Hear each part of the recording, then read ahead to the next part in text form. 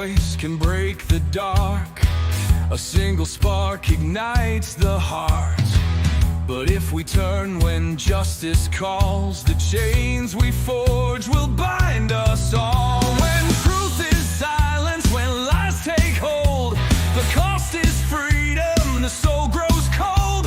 No one stands tall while another must fall.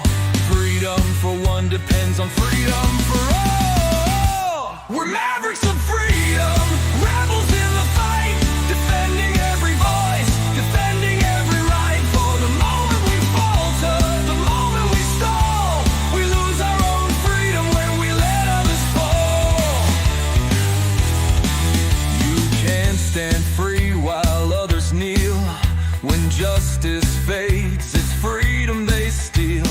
An innocent condemned, a crime unspoken, and with it the bond of liberty is broken. No tyrant rules without our consent. Oppression thrives where silence is spent.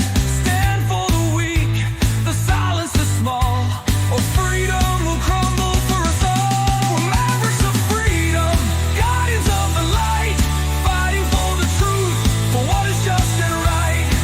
For the rights of one are the rights of all. We rise or we fall by answering the call. Even those we may oppose deserve the rights we all uphold.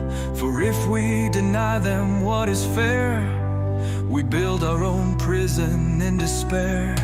The fight's not easy, it never will be, but justice for one is the key to be free. We stand as mavericks, together we strive, defending the rights that keep freedom alive. We're mavericks of freedom, rebels in the fight, upholding every truth, protecting every right. When one is oppressed, we're all in the thrall. Freedom for one depends on freedom for all. So take a stand, let your courage rise. Defend the truth, don't compromise. For the soul of the world, the writing's on the wall. Freedom for one depends on freedom for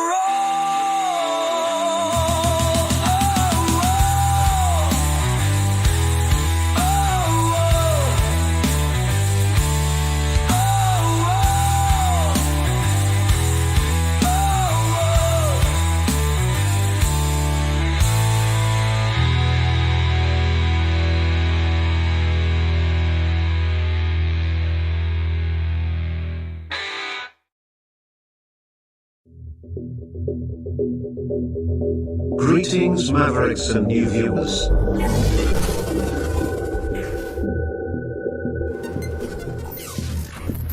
Tonight, direct and live from the Maverick News Network World Studios. This is Maverick News with Rick Walker.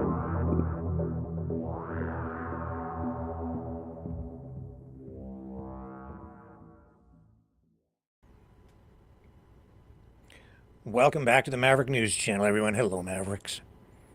Thank you for being here tonight. And what a night it is. Well, last night, an amazing night. When it mattered most, Team Canada rose to the occasion. And it was not just a hockey game.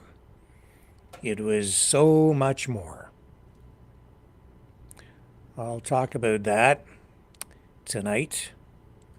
You can too. We'll likely go to the phones, so you can weigh in on the conversation.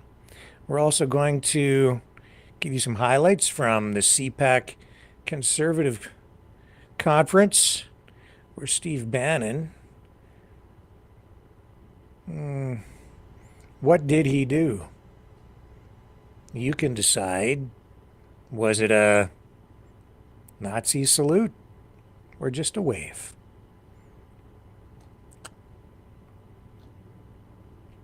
I'm getting a little bit suspicious. And Elon Musk also on the stage there will bring you some of what he had to say today. Kash Patel confirmed, yes, he's going to be the FBI director. We'll bring you that too. Stay with me. Lots of ground to cover tonight. You know, someone very profoundly once said many years ago that if fascism ever comes to America, it'll come in the name of liberalism.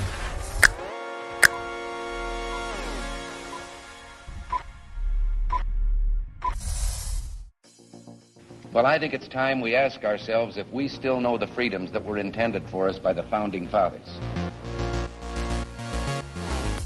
If we lose freedom here, there's no place to escape to. This is the last stand on Earth.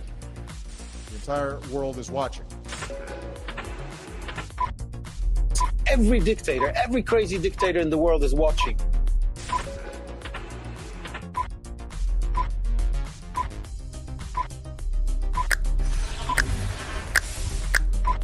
The world is watching. On TV, the entire world is watching. On social media. But the entire world is watching, and yes, they are seeing what we have apparently bravely been willing to say that others are thinking. Stand for freedom. Literally stand for freedom. Let's get this done. The entire world is watching. We're at war with the most dangerous enemy that has ever faced mankind in his long climb from the swamp to the stars. Maverick News. Maverick News. Maverick News. Let me have more control of my own destiny. The world is watching.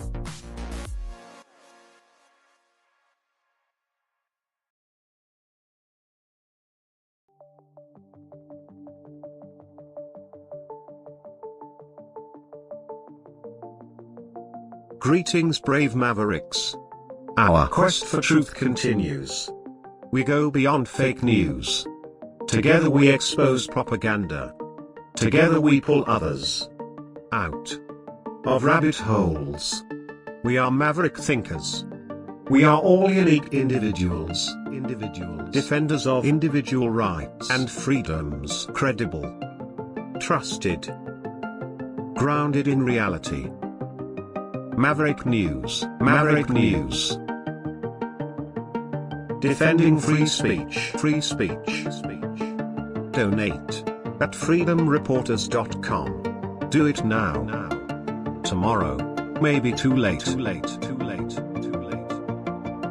Maverick News. The world is watching.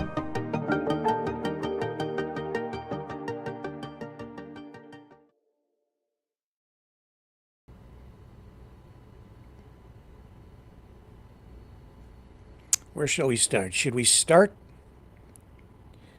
with Bannon, or should we start with the hockey win? I'm going to go to the chat. What do you guys think? What's the most important thing tonight? What's important to you? Let me, I'm going to pull up the Rumble channel here. Norfa says, I could care less about hockey, but congratulations to all the fans. And Johnny, being the provocateur that he normally is in the chat, hates Ukrainians. Full of hate. Isabel, hockey. Okay. It wasn't just a hockey game. So much more. I'm pretty emotional about it. You know, last night Canada faced off against the United States in the Four Nations Face-Off Championship game in Boston. And what a night it was.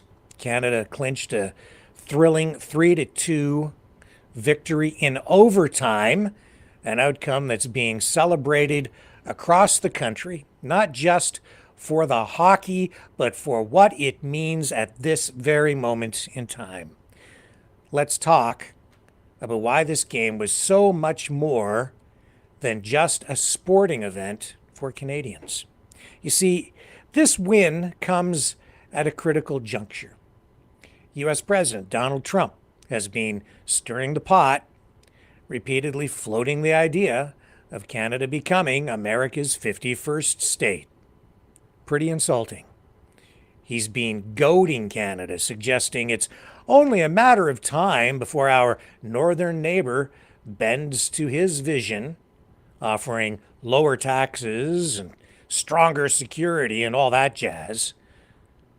All the promises he can muster under the stars and stripes. It's all about the Benjamins for him. But for Canadians, this isn't just political banter. It's a direct challenge to our sovereignty, our identity, and, this is very important, it's a challenge to our very existence as a nation. Last night's game became a battleground for that identity. You see, to Donald Trump, Canada doesn't really exist. In his little mind, Canada is so weak that we are inconsequential. We shouldn't even exist as a country. In his mind, the border is just an imaginary line that we need to get rid of so that he can be in control of everything up here, so that he can take what Canada has, so he can absorb Canada, assimilate us, as though he's the King Borg. Now let's step back for a second and think about why something as simple as a national anthem matters so much in sports. When O Canada, or the Star-Spangled Banner, echoes through an arena, it's not just a tradition, it's a statement. Countries at their core are just ideas. They're concepts that only become real when people believe in them, when citizens recognize their legitimacy, and when other nations respect their borders and their right to exist. Donald Trump has no respect for Canada or Mexico. Hence, Gulf of Mexico becoming Gulf of America? Not really, but in his little mind it is. That anthem, the Canadian national anthem, it is a sonic flag, a declaration of we are here and we are real. It's why fans cheer or sometimes boo, because it's not just music. It's the sound of a nation asserting itself. It's free speech. It's a peaceful exercise and demonstration of sovereignty, identity. It's a declaration of our existence as a country, as Canadians, and even as individuals. We are real.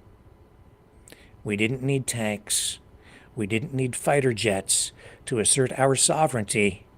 Team Canada did that last night on the ice. Last night, with tensions already sky high, that anthem took on even greater weight. Canadian singer Chantal Kreviazuk even changed a lyric in O Canada before the game, which is almost a Canadian tradition if you go back, and it's certainly a hockey tradition, isn't it? For us to change our national anthem and to have people take liberties with the lyrics. So she changed a lyric in O Canada before the game, singing that only us command instead of in all of us command. Only us command. A subtle but powerful jab at Trump's rhetoric. A reminder that Canada answers to itself, not to anyone else. And when Canada won in overtime, with Sidney Crosby hoisting the trophy, the arena had no choice but to play O Canada again, this time as the victor's anthem. And Donald Trump no doubt heard that anthem echoing through the arena, all through national broadcast television, all across the United States, Canada, all through North America and around the world. That moment forced the United States, and yes, Donald Trump himself, to hear it loud and clear. Canada isn't just some hypothetical 51st state, a concept in his little mind waiting to be annexed. We are a sovereign, viable country with a heartbeat, a will, and a fierce pride. Prime Minister Justin Trudeau, like him or hate him, didn't miss the chance to drive that home. And so he should have. So he did. He did his job, and he stood up as a Canadian, as our Prime Minister, posting on X right after the game. You can't take our country, and you can't take our game. For Canadians, this wasn't just a win on the ice. It was a win for the idea of Canada itself.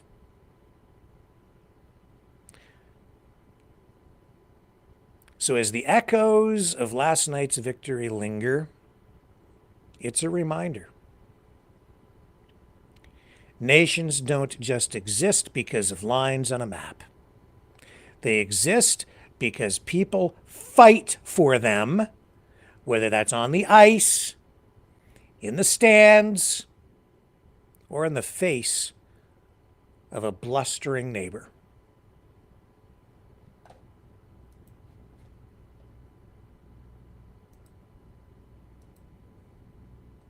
Love you guys. I love Canada. I'll be right back.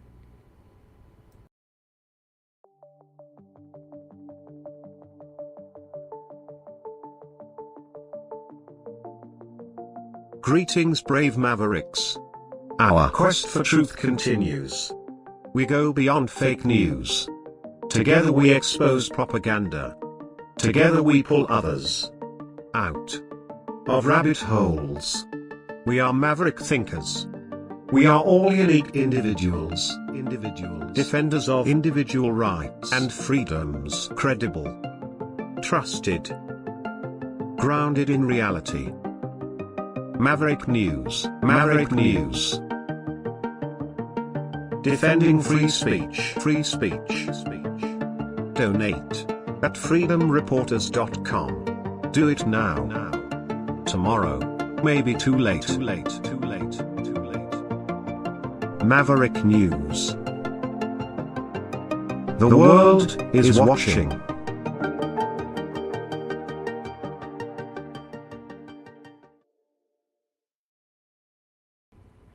Okay, folks. What a game. Oh, and there it is, right there. That was the moment.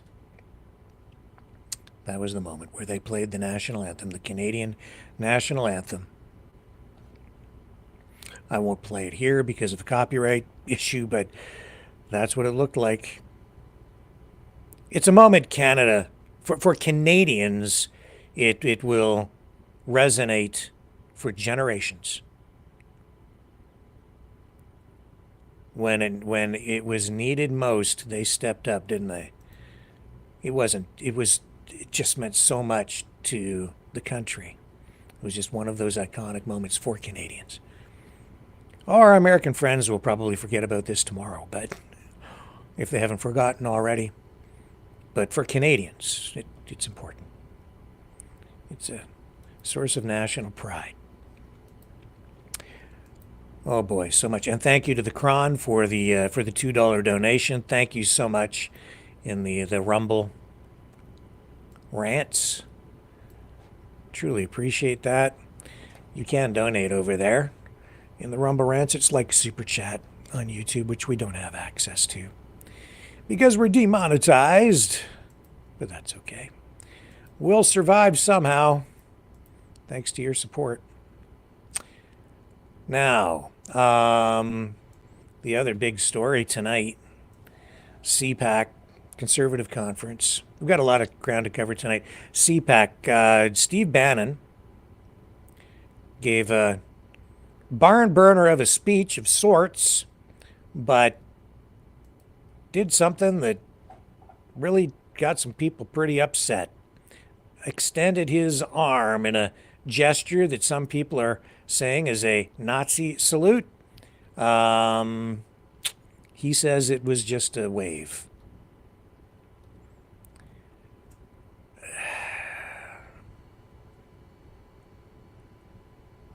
So French National Rally president, they characterize him as a far-right National Rally president,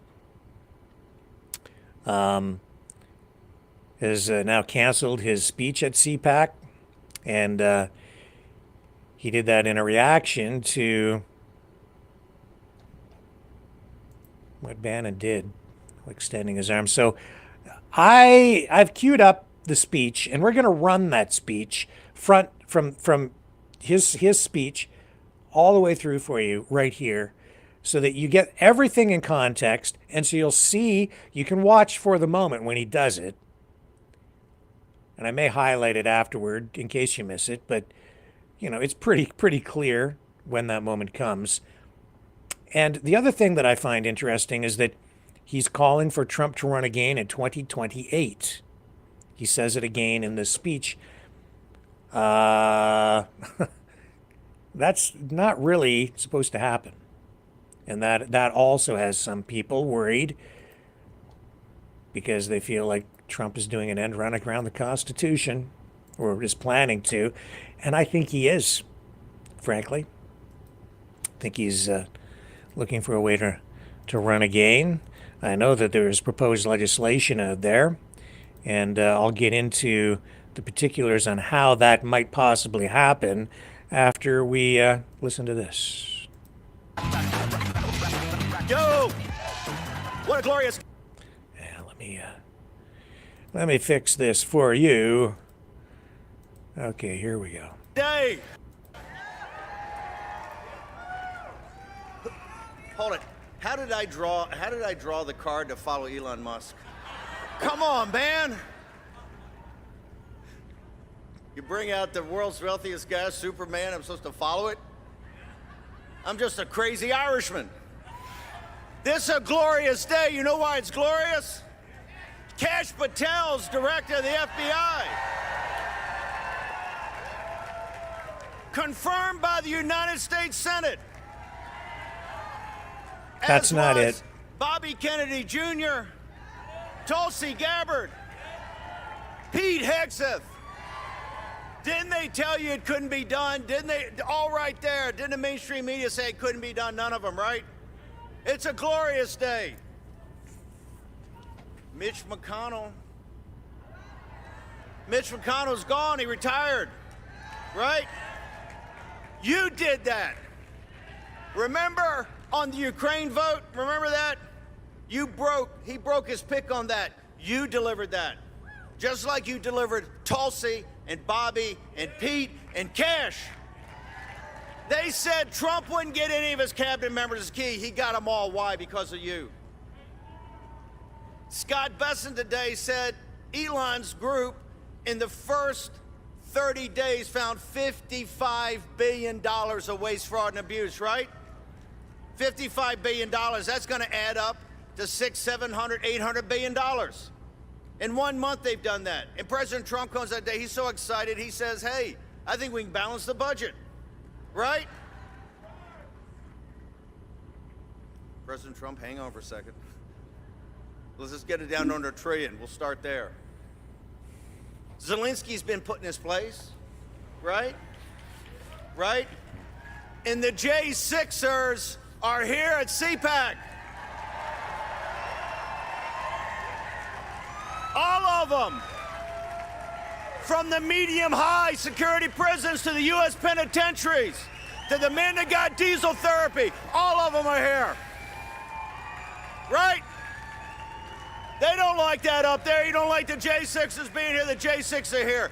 Hey, and let me tell you something else. I talked to Ambassador Rick Grinnell last night, and the J6ers, I think, the J6 choir is going to play the Kennedy Center for a night in honor of their families. In fact, I got an idea. The night that they play, the J6 choir plays and opens the new with Rick Grinnell and President Trump as chairman. We have the J6 choir, right? And we invite all the families they try to destroy, the J6ers, and they get to sit in the boxes where the elite sit, right? And we take the elite for just one night, and we take them down to the D.C. Gulag, right? For one night. Think they can handle that? I don't think so either.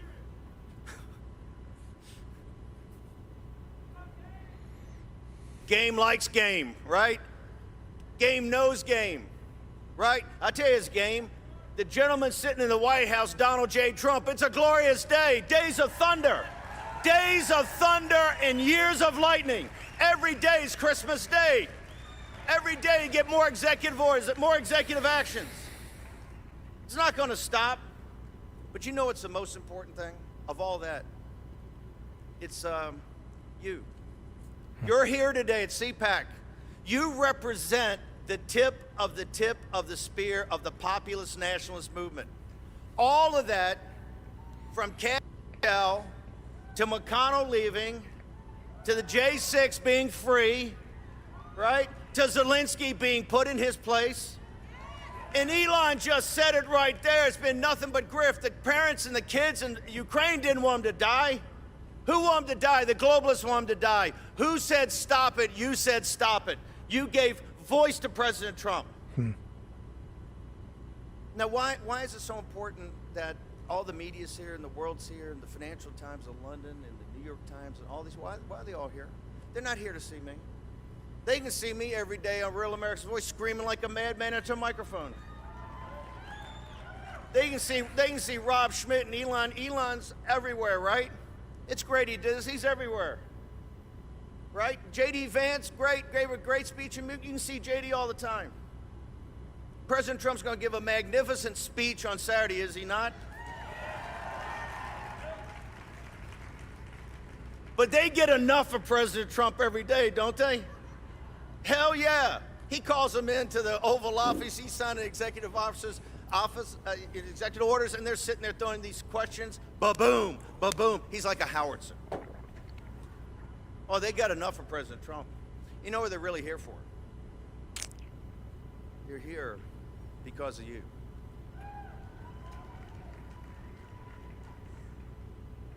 They can't defeat what they don't understand.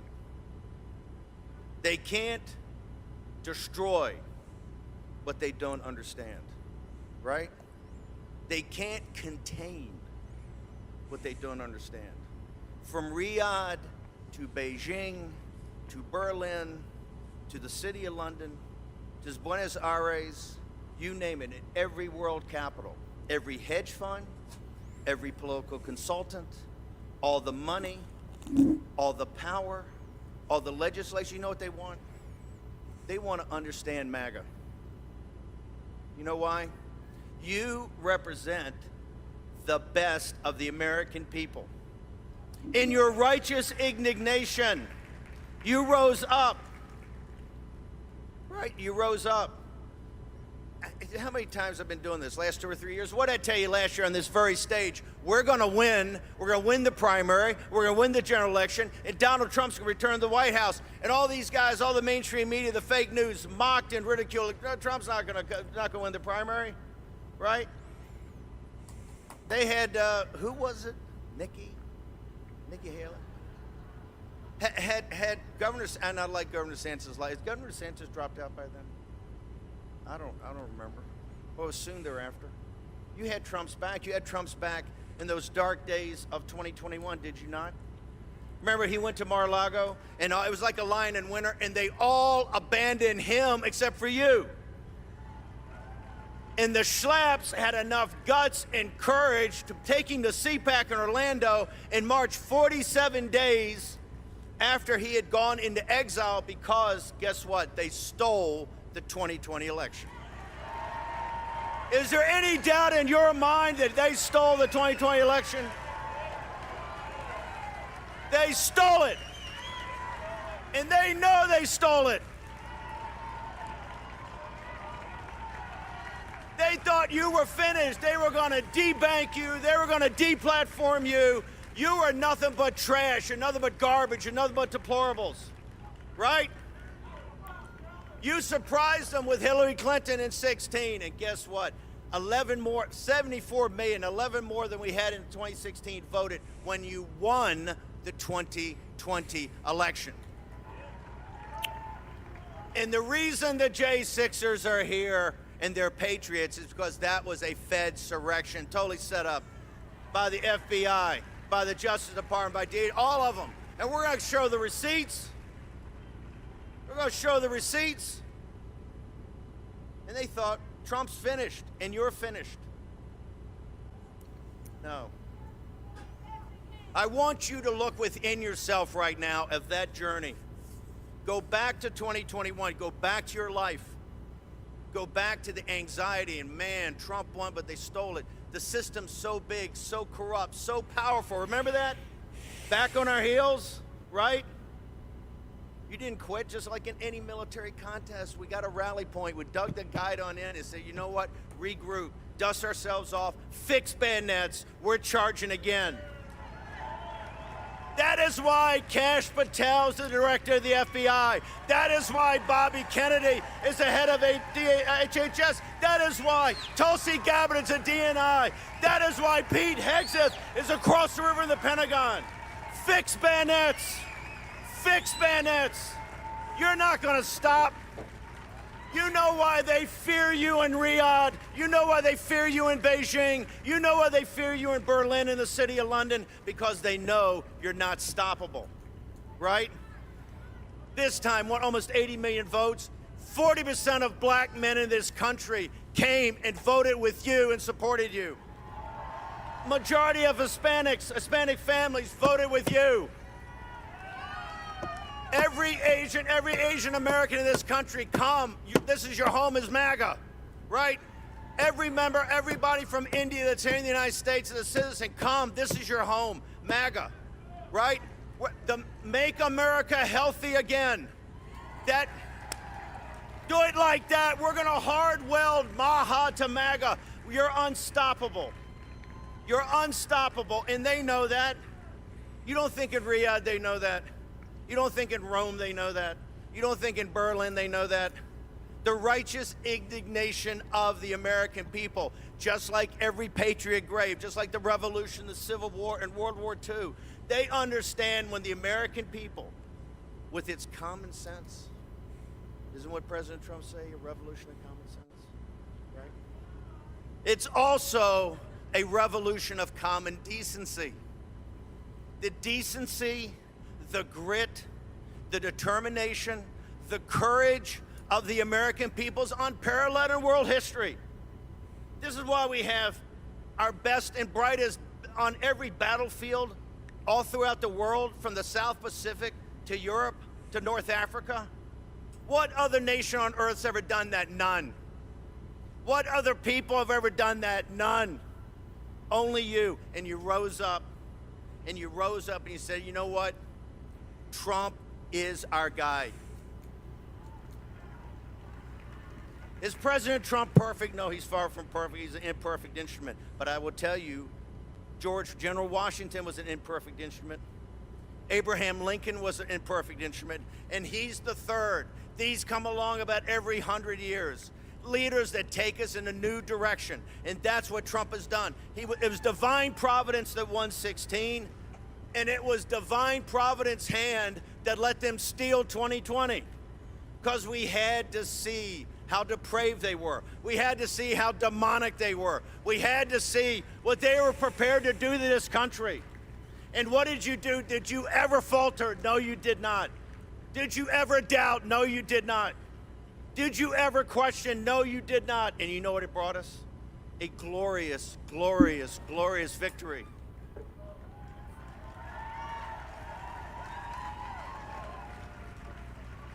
The reason these phonies in the mainstream media, who are nothing but the propaganda department for the ruling class in this world, right? They fear you.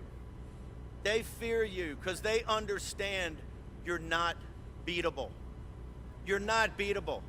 They've had every shot, and right now, and I want people to celebrate and to come together. We're going to do it the next couple of days. But understand the toughest part of this war is ahead of us. I've never promised you anything. I've never promised you sunlit uplands. I said it's ahead of us, maybe decades. But it's times in American history that people have to lay it all down. You're expendable to get to bridge to the other side. You know that. You're not asking for a handout. You're not asking for a pat on the head, right? You're not asking for a thank you. All you're asking for is, where is my musket? Where's my bayonet? And where do I go over the top?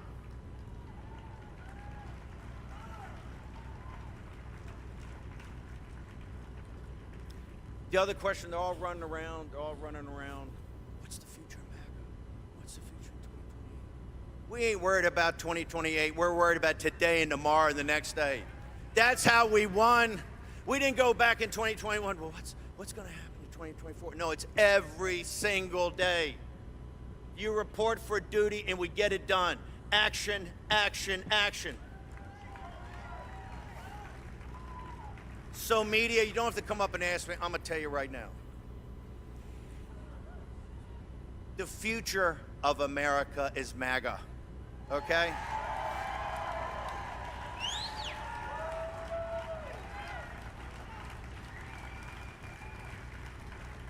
And the future of MAGA is Donald J. Trump. We want Trump in 28. That's what they can't stand. A man like Trump comes along only once or twice in a country's history, right? We want Trump. We want Trump. We want Trump. We want Trump. We want Trump. God, I love you. Nothing's gonna work them up like that. No. They want to say, oh, Trump's a lame duck, Trump's this, Trump's that, Trump's not around 28. Trump is here. He's the leader of this movement. When they record the history of this age, they ain't gonna remember me or Elon Musk or Tucker Carlson or Sean Hannity. They're gonna remember two things: Donald Trump and MAGA, okay? And you know why? You know why they know they can't beat you and why they're so upset? Your agency, your human agency. You did this yourselves. You came, you worked through it. You said, I'm gonna put aside fear. I'm gonna put aside questions and concerns. I'm gonna put aside my anxiety of the 2020 election being stolen. I'm gonna get together. We're gonna fight. We're not gonna back off any day. Your agency, your human agency, right? They can come up with all the algorithms in Silicon Valley they want. They can take away half of the economy as far as labor goes. Human agency is what drives this world forward, right? This is the Holy Spirit working through us. Your agency. That's why Trump, General Washington and Lincoln and Trump, they come along every 100 years. Most nations never have them. We've had 3. He is an instrument of divine providence, right? Of course he is. Look what he's running. Look at what this capital has become. The revolutionary generation never anticipated this imperial capital, right? If they came back today, they would spit on the floor to see what we've allowed to do, what we've allowed to happen, right? With the lords of easy money and the oligarchs. And they would say, hey, what we need is a populist nationalist revolution. And guess what? Donald Trump gave them one, right?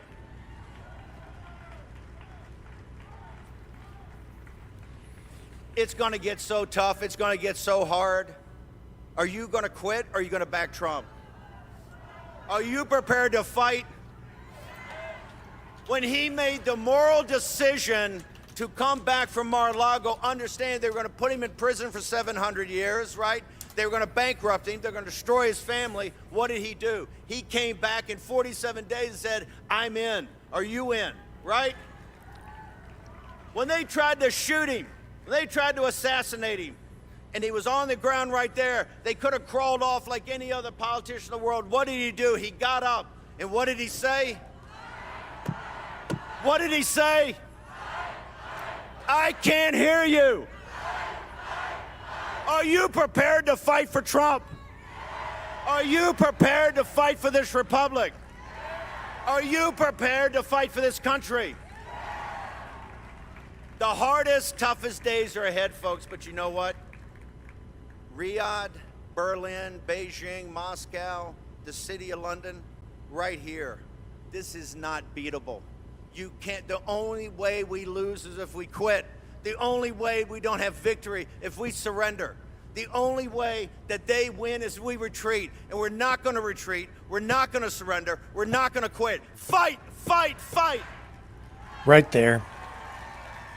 Amen. God bless you. You are amazing. You've honored every patriot in this country, every patriot grave. You've honored them through your agency. This is all you.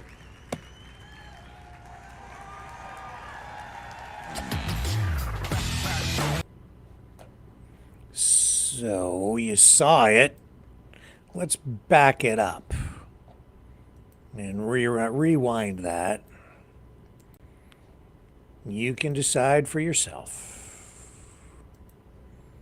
Let's bring it back. Here on this very stage, we're going to win. We're going to win the primary. Let's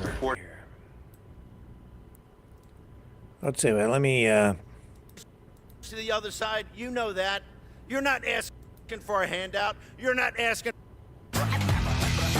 Let me cue it up for you on another format. And you can assess. Here we go.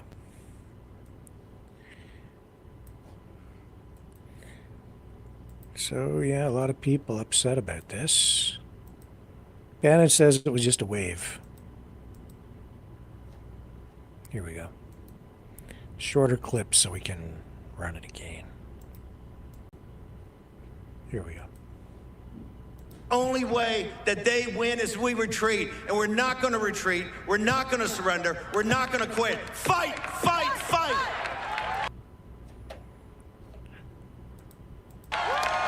The only way that they win is we retreat. And we're not going to retreat. We're not going to surrender. We're not going to quit. Fight, fight, fight.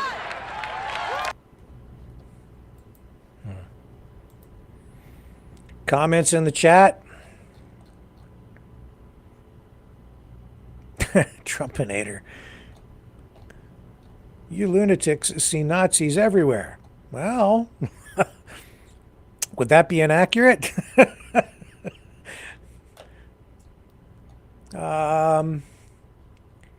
Isabel says, yep, there's the salute. Yeah.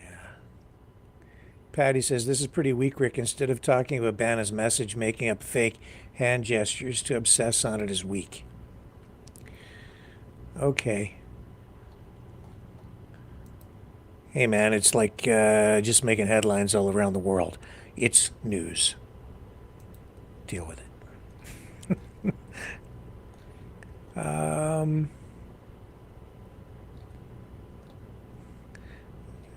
Deborah. Maria, don't believe everything you see and hear. Make up your own mind. Yeah. And you guys can. You can make up your own mind. Tanver says, Hitler saw that. LOL. And Patty says, he's waving. You are out of your mind.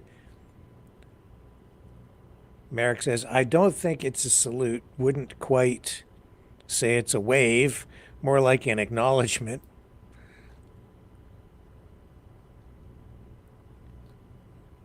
And Isabel says, that was no wave. And Maria says Steve Bannon is a zealot for Trump. And Peter says it's a mindset, Rick, not a physical request. Steve Robitaille.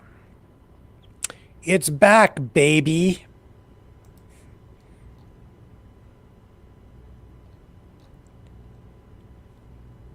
And Antonio, my friend, says the Fourth Industrial Revolution, as they call it, in my view, is a contribution of the Third Reich. And Kitty, that's no Nazi salute. You people here are too young to know what the real salute looks like. I'm going to check in the Rumble chat, see if the crowd over there is talking about this. Johnny, flying the Canadian flag now. And there's Stoic Teacher. Hello, Stoic Teacher. And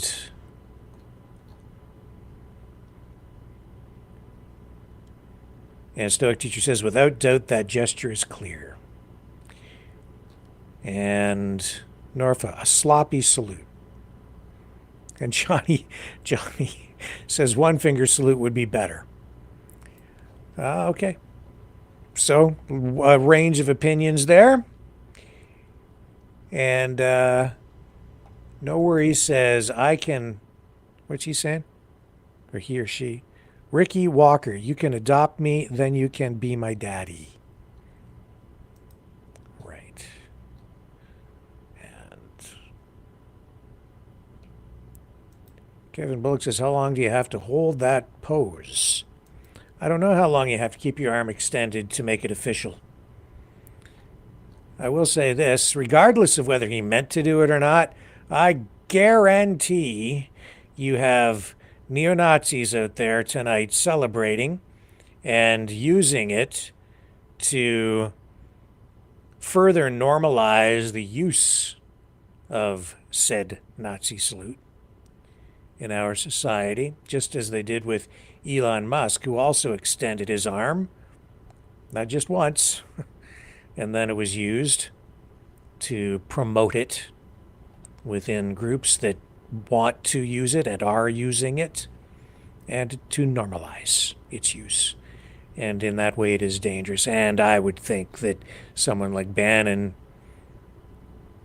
if he doesn't know better, he should know better. He should know enough to be more careful. So it makes it a little more difficult for me to accept that what he did was not intentional, especially coming off the back end of Elon Musk's controversial use of the extended arm, which he says was not a Nazi salute, but looked like maybe it could be one. Well, you guys can assess for yourself. It's, again, you know, to me, what Musk did, again, he should know better. And I think he does. They both do. And yet there it is. Did he extend it just as an impulse while he was speaking? Decide for yourself, I guess. We have a lot of other stories to cover tonight. Stay with me. I shall return.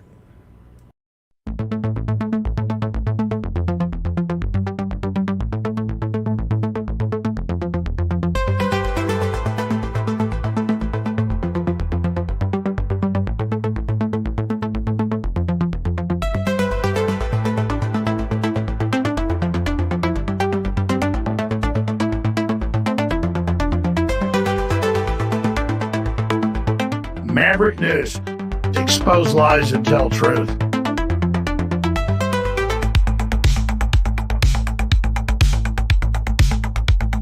The world is watching.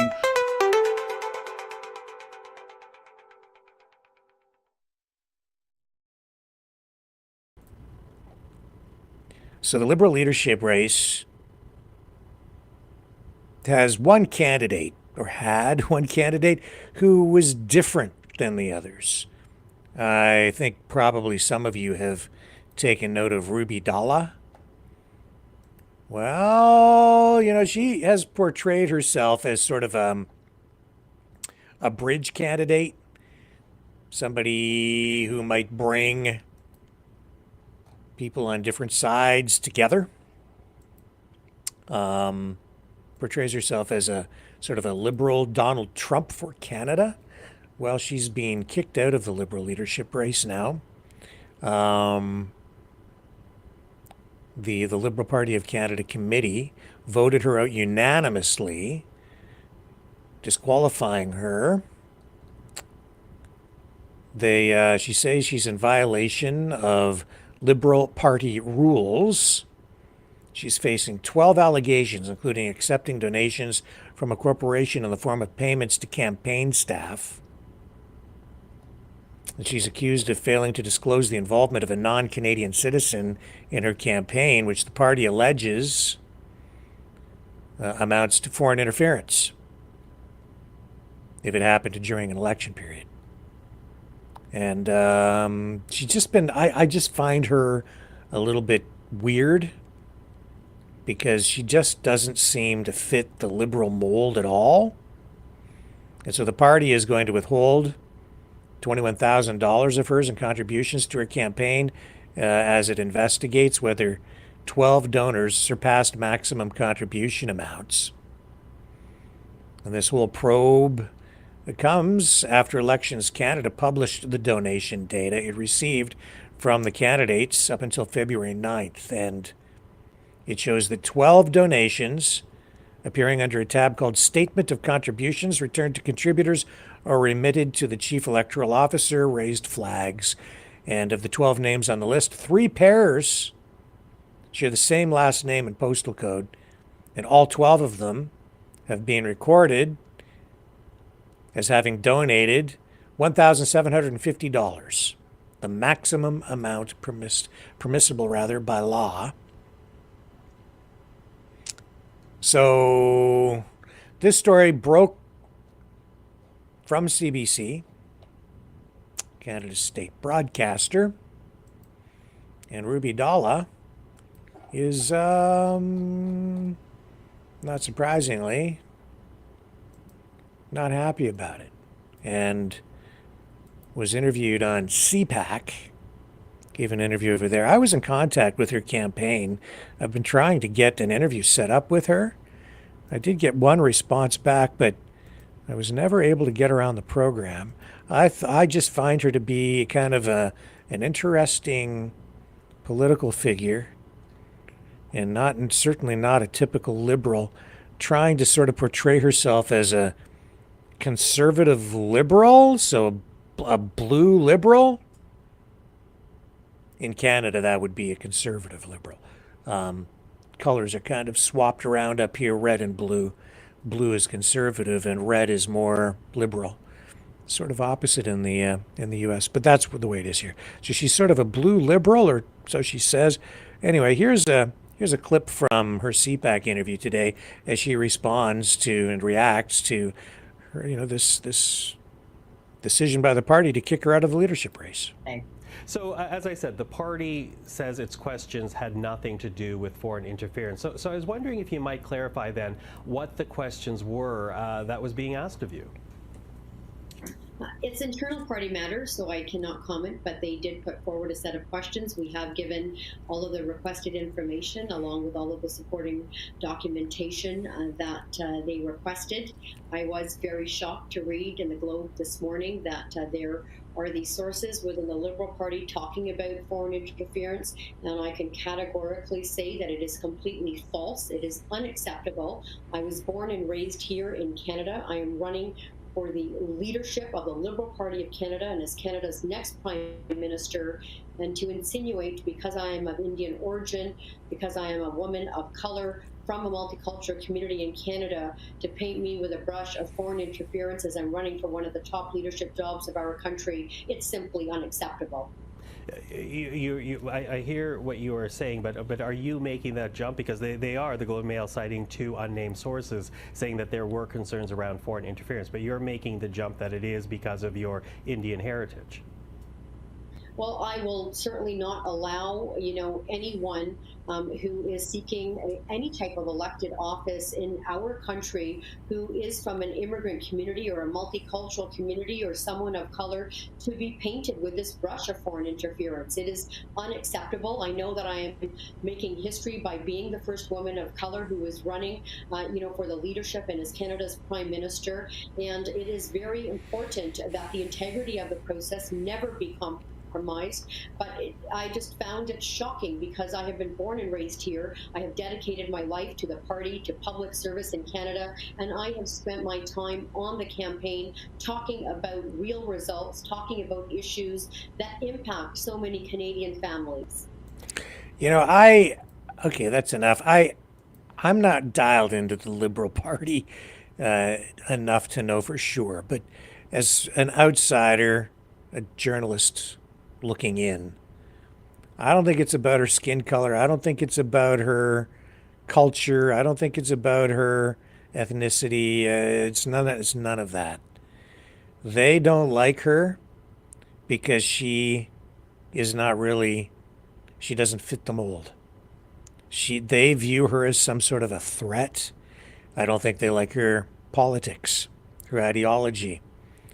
There's something else going on there that is not being presented to us in a public way. There's a lot more happening with that person than we know. And whatever it is, the people who really control the Liberal Party, they're afraid of her. Or they don't like her. It's the politics. It's nothing else. Something weird going on there. Maybe we'll find out more in time, or maybe she'll just fade away. She's been with the party a while. But it's just it's clear to me there's something else. What that something else is, I don't know. But what she's talking about, playing, just saying that it's racism or something, that's not it.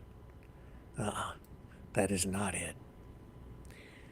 What else do we have for you here tonight? Oh, yes. Michelle Rempel-Gardner, conservative, meeting with journalists today in Ottawa.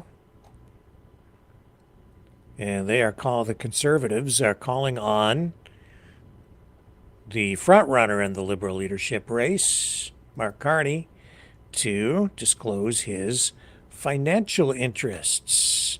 Let me take you to Parliament Hill. And pick this up with Michelle. And here we go.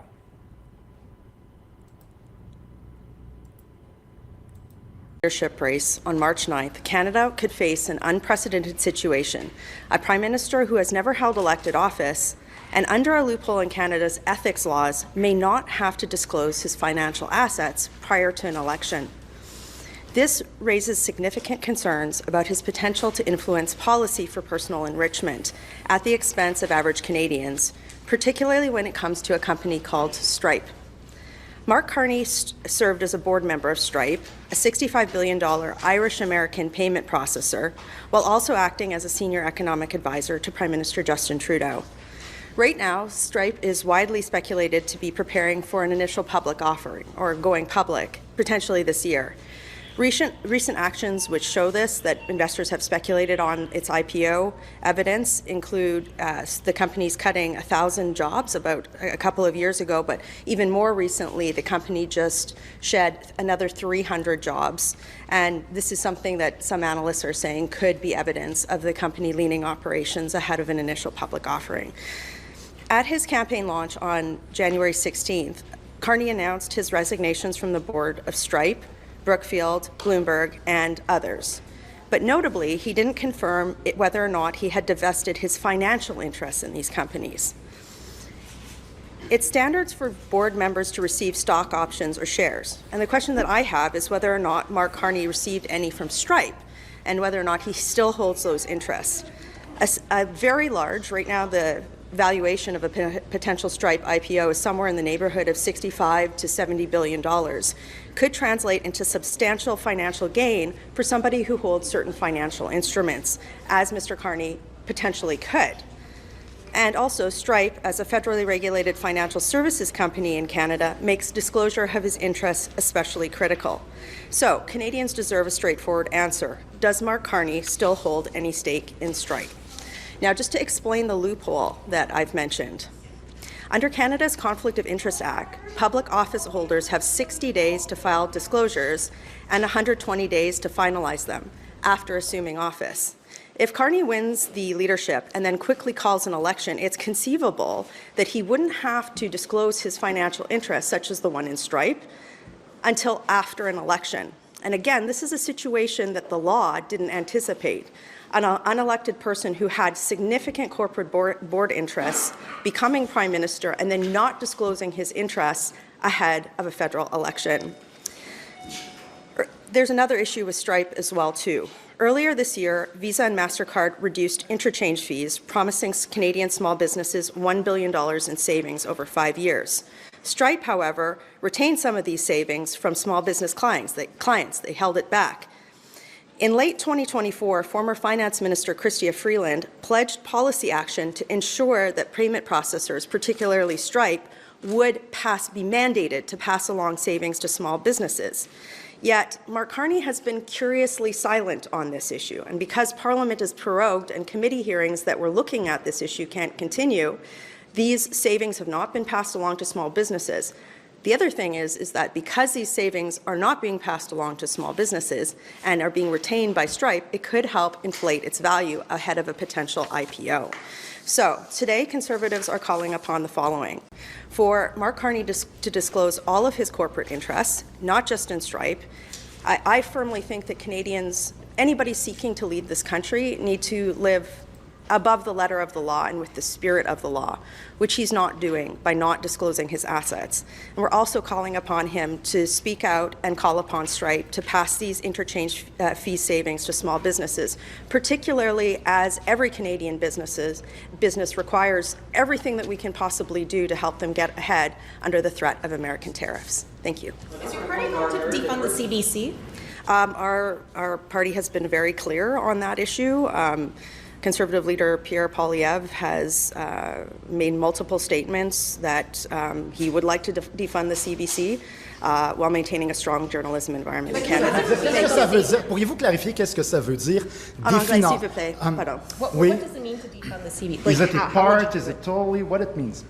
Again, our party leader has been very clear about this, that he will defund the CBC. Thank you. The rally, though, I mean, he hasn't been as clear in the last week. Multiple times, Pierre Poilievre has been very clear that he will defund the CBC. Gardner, is that fair for President Trump to penalize Canada for having a digital services tax? Conservative leader Pierre Poilievre has been very clear with our party's plan to ensure that Canada is put first in light of the threat of American tariffs. That includes a plan to secure our borders as well as to bolster Canadian businesses. That's specifically, what do you think about that? Again, Conservatives, we don't like a lot of the taxes that the Liberals have put in place. In fact, our primary platform has been axe the tax. So anything that Conservatives can do to make businesses more competitive in Canada, that's something that would be under our Canada First plan. Thank you. One would argue that that tax, for example, is actually a disincentive to Canadian companies doing the same thing than American companies. And the American companies coming in Canada should pay at least a certain level of taxes that Canadian companies are paying. So do you Again, Conservative Party leader Pierre Poilievre has been very clear that we'll put Canada first in any situation or scenario involving American tax. Thank you. Yes. Ms. Rempel-Garner, I want to ask you about something Stephen Harper wrote in a newspaper this week, saying that Canada's focus should not be on pursuing deeper economic and security partnerships with the United States, and that we must avoid further dependency on the United States. I'm wondering what you think of that. Do you agree with that? I read former Prime Minister Stephen Harper's op-ed in the Globe yesterday, and I found that he actually echoed a lot of the sentiments that Conservative Party party leader, Pierre Poilievre, has already put out with regard to. Again, though, our party leader has been very clear that we would put forward, and we have put forward, again, very strong set of policies to secure our borders, to make Canadian businesses more competitive, and to make Canada more economically competitive as a whole. So, but I will say this, who isn't commenting on these things, who hasn't talked to you guys at all, is the press gallery? Mark Carney. It'd be great if he did that this week, too. This message your party is sending that Canada is broken, do you think it's resonating with Canadians, given the fact we're seeing this rising nationalist feeling? I've had the opportunity to door knock in some of the frigid weather that we've had across this country over the last several weeks. And as our party leader, Pierre Poilievre, has said in interviews on this topic this week, it is perfectly permissible, not just permissible, but necessary to address the systemic issues that the Liberals have caused in Canada that are causing people a lot of pain and a lot of harm. People can't afford groceries. That's one of the number one things that I get in my inbox in my constituencies, that they can't afford to eat or pay their rent. There's many systems in our country that just aren't delivering what they're supposed to do. Our federal deficit is out of control. These are all problems that need to be addressed. They shouldn't be glossed over. And I understand why Liberals like Mark Carney are trying to gloss over that fact, because they want Canadians to forget the pain and destruction that this government has caused them. So we're doing something far different than the Liberals are doing. First of all, Conservative leader Pierre Poilievre is going out and acknowledging the pain and destruction that the Liberals have caused, like the suffering on our streets due to the fentanyl crisis, like the housing affordability crisis. But the other thing that he's doing is he's coming out with tangible policy, like our Canada First plan. Meanwhile, you've got Mark Carney coming out spewing some sort of gobbledygook about spending more and investing spending. So, I think that acknowledging the fact that the Liberals have caused Canadians suffering and coming up with a firm plan to achieve that is something that we will continue to do, and I'm proud of our party leader for doing that. Thank you. Thank you. And that's that. And just for the record, I do not like Stripe. I had a really bad experience with Stripe, with my business, and I won't use them again. They just so you know, they took money from me, and it was, what they did was, in my view, illegal. It wasn't enough money for me to sue them over, but it was for a transaction that it was complicated. In the end, they just kept the money. How much was that for? I think we were talking about $150. I would never use that company. Anyway, that's me. Enough whining from my perspective. If you guys would please indulge me and subscribe to our other YouTube channel, and even go over and watch on that channel, it would be extremely helpful, because that's a different channel that I am trying to build up. It doesn't have nearly as many subscribers, but we're starting to get a few viewers on it, and it's a healthy channel. We might even be able to monetize it, and it's my response to what is kind of going on with our experience with YouTube, where they are really suppressing the main channel, and have been for a long time. If I can kind of push everybody over to the other YouTube channel, which I've now been able to reestablish, it would be very helpful. So I put the link in the description. I'll put it in again, in the chat. And if you haven't subscribed over there yet, it would be extremely helpful if you could. And there it is. And if you go watch over there, even better. And eventually what I'd like to do is retire the main YouTube channel and just keep it as the backup. If I can just get people to go over and watch on the other channel, that would be fantastic. But we have to get the numbers up. So please like, share, subscribe. And thank you so much to everybody who has been helping and donating. A couple of you have done that, so really, really appreciate that. You can donate at rw581@aol.com. You can e-transfer to that email address, or you can donate at freedomreporters.com. If you do use the e-transfer, you have to complete the security question.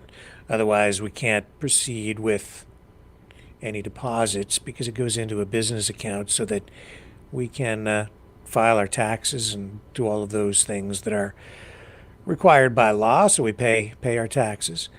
And yeah, and if you are also in a position to help us out, because we do need assistance as we get near the end of the month here. Got to pay these bills, and you can donate at freedomreporters.com. So please like, share, subscribe as well. Make sure you hit the thumbs up too. That would be really helpful, and I hope we've earned the thumbs up as we continue our broadcast tonight. Please also make sure you hit the notification bell if you do subscribe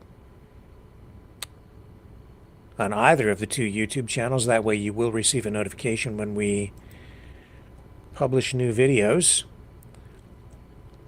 And that's pretty important. If you're a subscriber, then you know what's going on. Yeah, I still see comments coming in about whether that was a Nazi salute or not from Steve Bannon. A variety of opinions. Okay, Kash Patel. Pretty strong language coming from him. Words of warning tonight after he was confirmed as the new FBI director. He stepped up and gave this speech. Let's go to him and check this out. First and foremost, we were just with President Trump, and I just want to thank him. I know he's not here in the room right now, but what a ride we have been on, what a courageous warrior and leader he has been, and the faith and trust he has put in me to lead the FBI is the greatest honor that I'll ever have in my life. And to General Bondi, that sounds pretty freaking cool.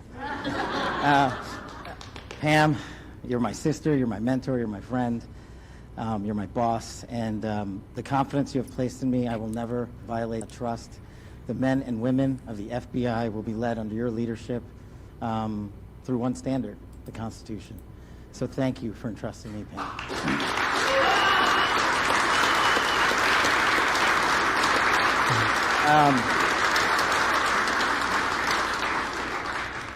Oh man, this is effing crazy. So obviously you don't get here alone. You know, I'm here because of God. I'm here because of my family, and I'm here because of my friends, and you're literally in this room because you made it happen.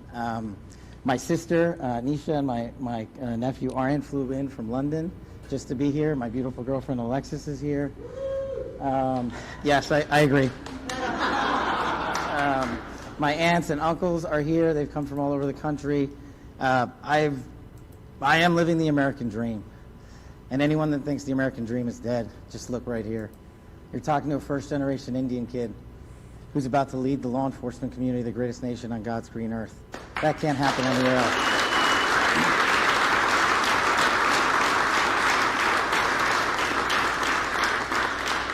To the senators and the men and women of the United States House of Representatives, you placed an enormous trust in me, an enormous leap of faith. One that I didn't know that I could possibly earn back, but I'm going to spend every single day on this job doing so. The fact that you placed the confidence you did in me has inspired me to reach new heights at this job. I promise you the following. There will be accountability within the FBI and outside of the FBI, and we will do it through rigorous constitutional oversight starting this weekend.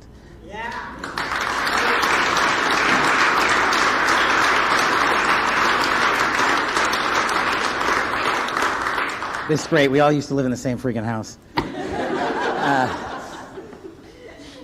Yeah, I don't have any prepared remarks. I wish I could go around the room and, tell the story about how each and every one of you have magically touched my life to put me in this position. What a roller coaster ride it has been. I do know this. We are in this room together because you guys have a love of country that is truly inspirational. and it bleeds out everywhere we go. And if you look around this room, you see civil servants, you see warriors, you see attorneys, you see great husbands and fathers and mothers and wives. And we're fighting for the same thing, our future, our children, this guy. And there is no greater mission. I wish I had more words to thank every single one of you, but every time I look at every single one of you, you guys know the stories you can't tell. More importantly, the ones you can. You know, this is, Pam and I were just talking in the back, and we were like, do you believe this? Like, you know, we were on the campaign trail together, we were attorneys in the first administration together. Now we're here. She's the Attorney General. I'm the Director of the FBI. Like, this is insane. And I don't really fully believe it yet. I hope to. But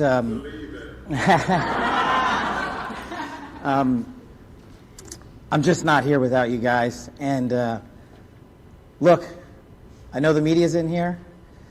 And if you have a target, that target's right here. It's not the men and women at the FBI. You've written everything you possibly can about me that's fake, malicious, slanderous, and defamatory. Keep it coming. Bring it on. But leave the men and women of the FBI out of it. They deserve better.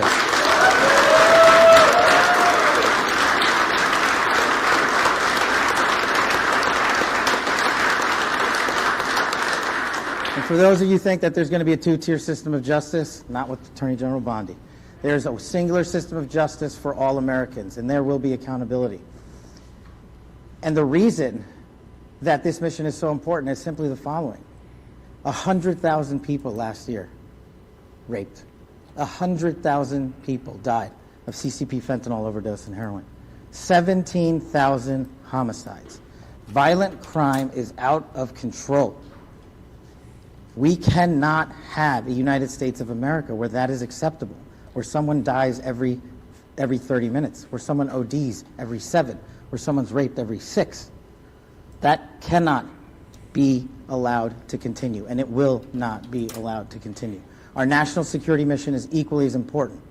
Anyone that wishes to do harm to our way of life and our citizens here or abroad will face the full wrath of the Department of Justice and the Federal Bureau of Investigation. And if you seek to hide in any corner of this country or any corner of this planet, we will put on the world's largest manhunt, and we will find you, and we will decide your end state, not you. We will uphold the Constitution. We will uphold ourselves to the Constitution. The men and women at the FBI, I have your back because you have the backs of the American people. You will be held to the same high standard. Any deviation from that standard will not be tolerated at this Federal Bureau of Investigation. The men and women at the FBI who make us safe deserve better, and they are going to get it with our leadership and your support.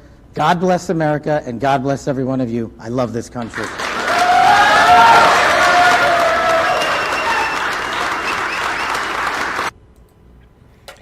So there's Kash Patel, and it's official.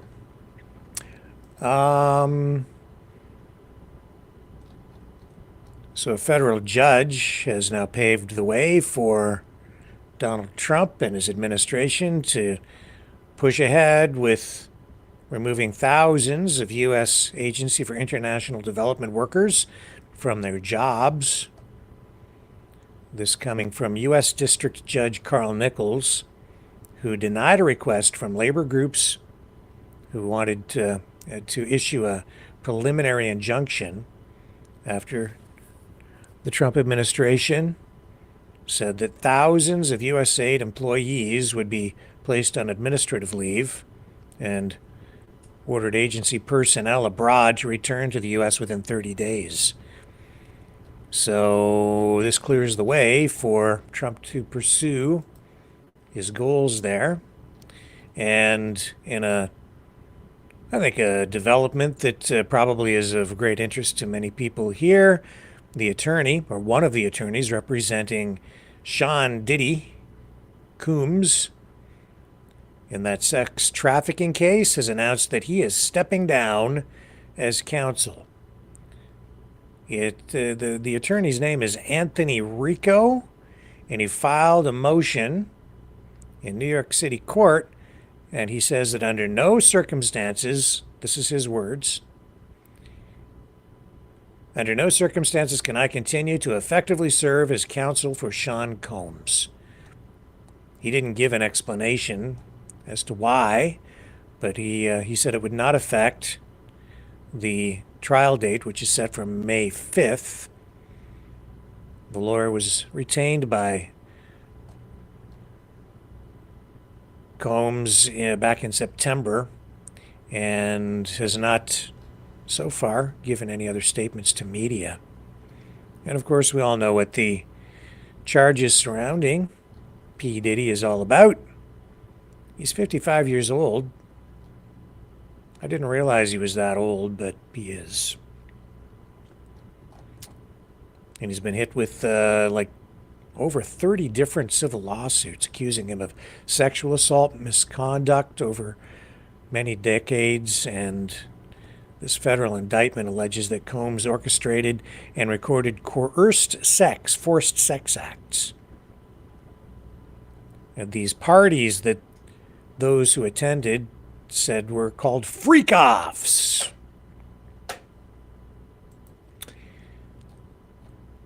And also tonight,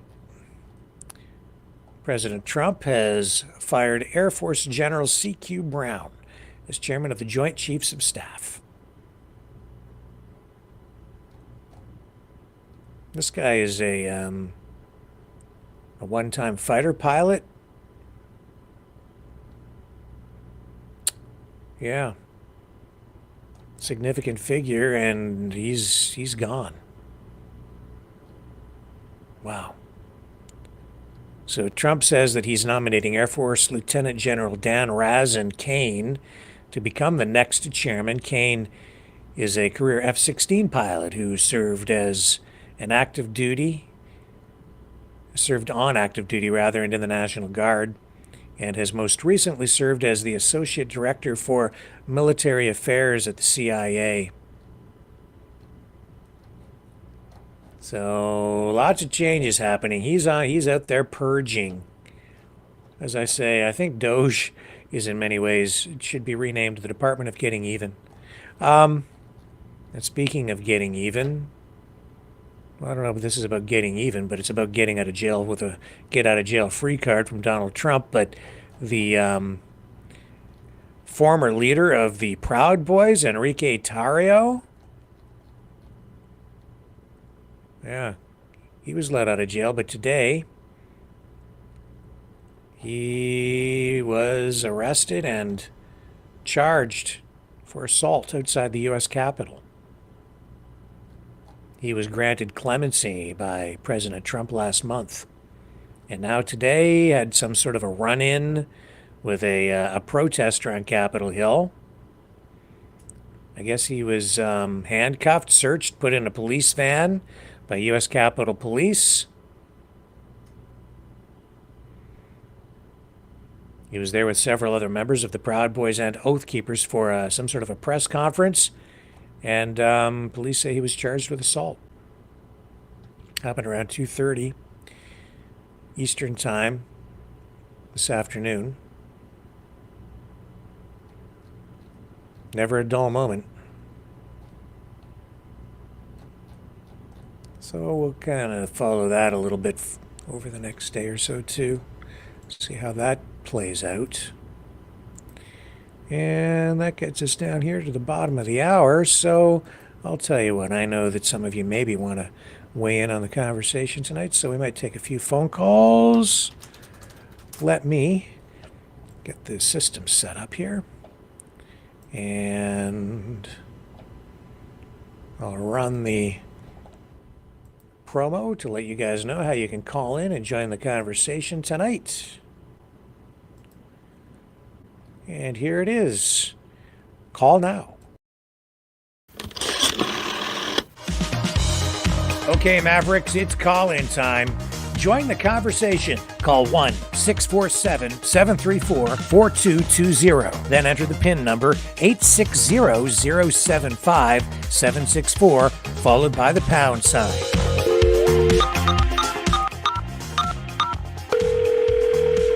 Exercise your right to free speech. Call 1-647-734-4220. Then enter the PIN number 860-075-764, followed by the pound sign.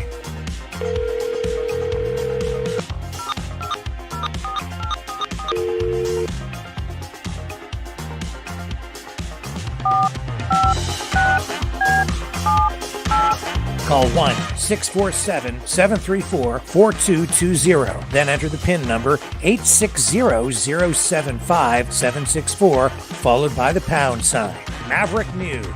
Call now. The world is watching and listening to you.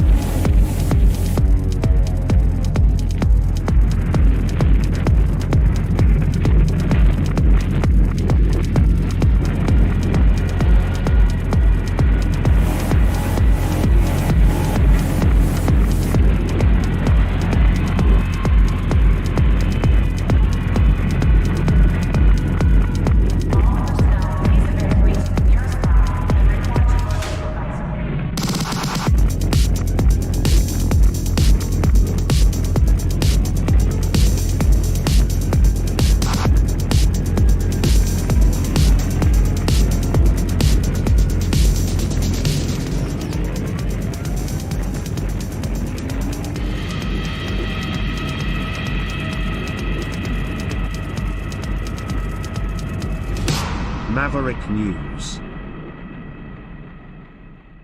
The world is watching. Okay, and yes, you can call and join the conversation right now at 1-647-734-4220, and when prompted, punch in the meeting PIN number 860-075-764, followed by the pound or number sign. And I have to say thank you to everybody that went over and joined the broadcast on the other YouTube channel. Thank you for doing that. Very nice of you. I appreciate it. 1-647-734-4220. And it'll prompt you if you haven't called in before. It's quite simple. The system will prompt you to enter the PIN number. I'll leave it up on the screen so you can see what the number is, and then you just punch it in, and I will admit you to the broadcast. What else do we have happening here tonight? We had a couple of other things that I wanted to touch on. If you want to talk about that hockey game, we can do that. As I said at the beginning, I think it was about a lot more than just hockey last night. It was about national pride. In the face of these threats, I would call them threats from Donald Trump, maybe a promise. And Trump going to town on Zelensky. This is a clip. It's actually this clip was running over on Sputnik, but obviously this didn't come straight from Russia, so I'm not sure where the original source was on it. Well, maybe I better not run that because I'm not sure. I'm not sure about the age of it either. So let me just. I had it queued, but I'm not going to run it because I'm not sure about it. Don't like the source.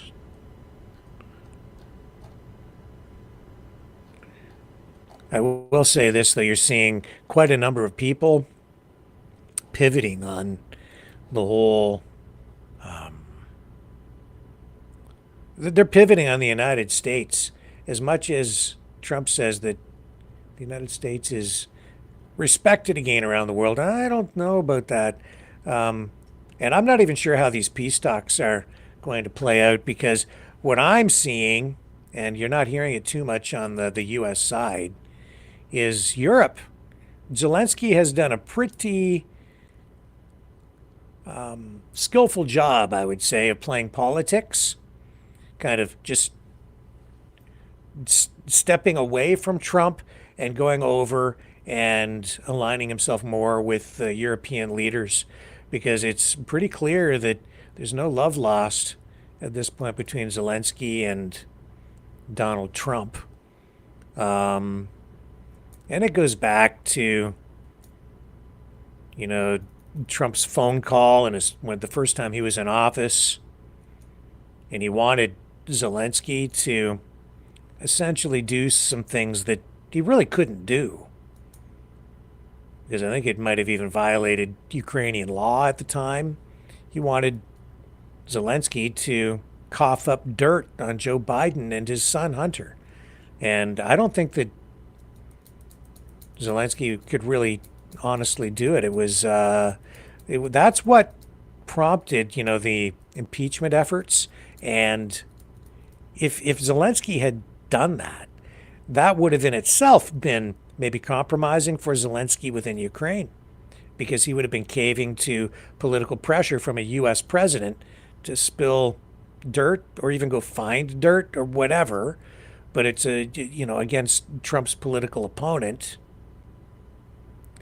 And people can look at it the other way too. But I think Zelensky was really trying to avoid getting in the middle of power politics being played out between two major heavyweight political figures, Biden and Trump. So,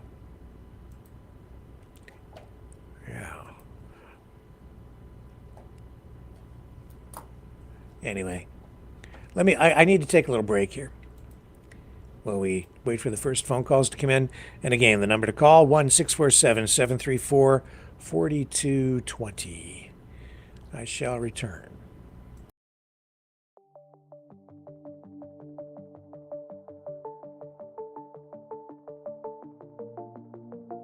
Greetings, brave Mavericks. Our quest for truth continues. We go beyond fake news.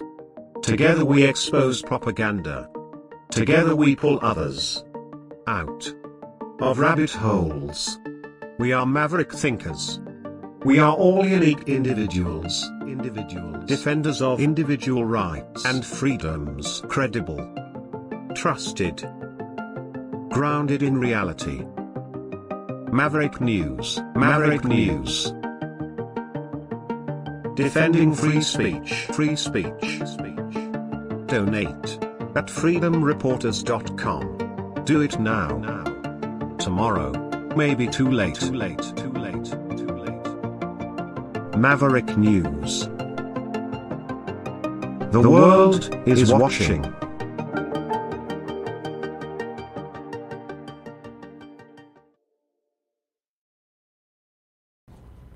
Okay, I'm back. And just let me check the phone system here. Yeah, still no phone calls coming in. That's okay. And I am getting ready for Maverick Midnight Matinee tonight, which will be on at 10 p.m. Eastern.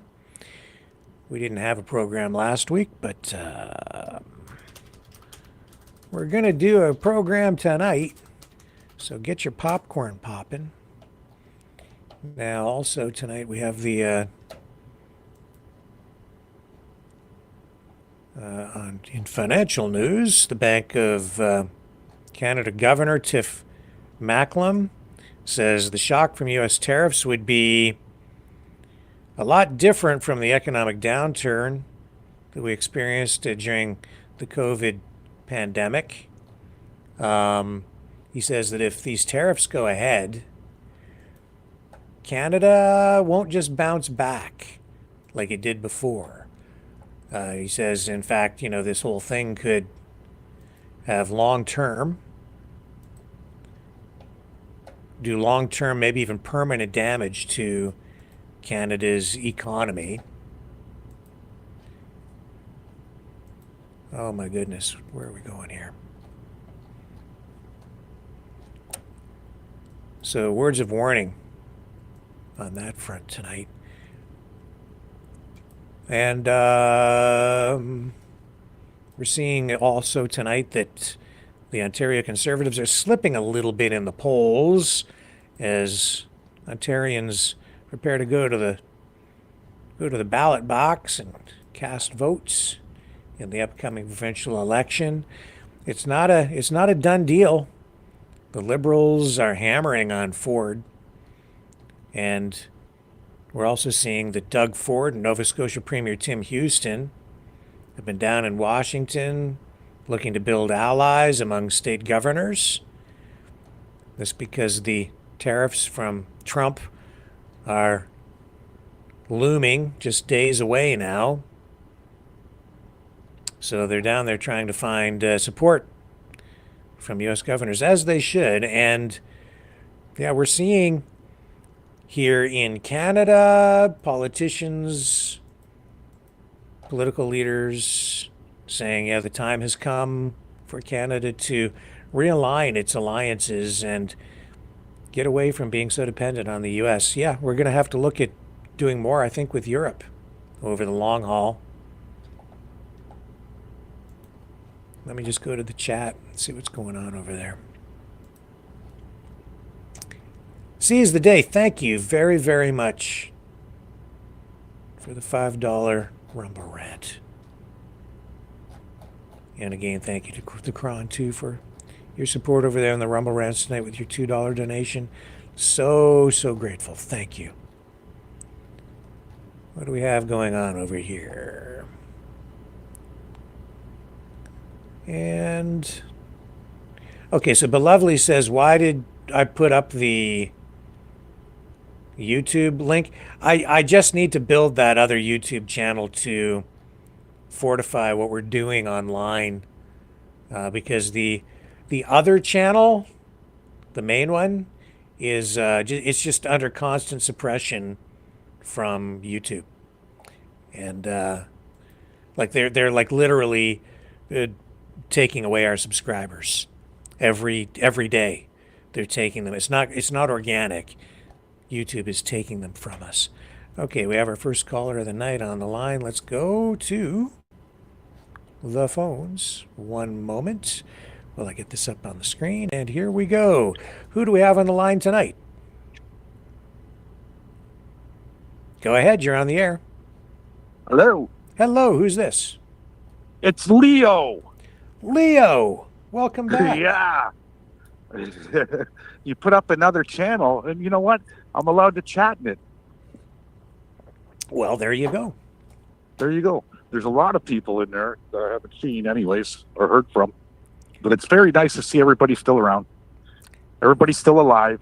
Everybody's still breathing. And it's nice to hear your voice.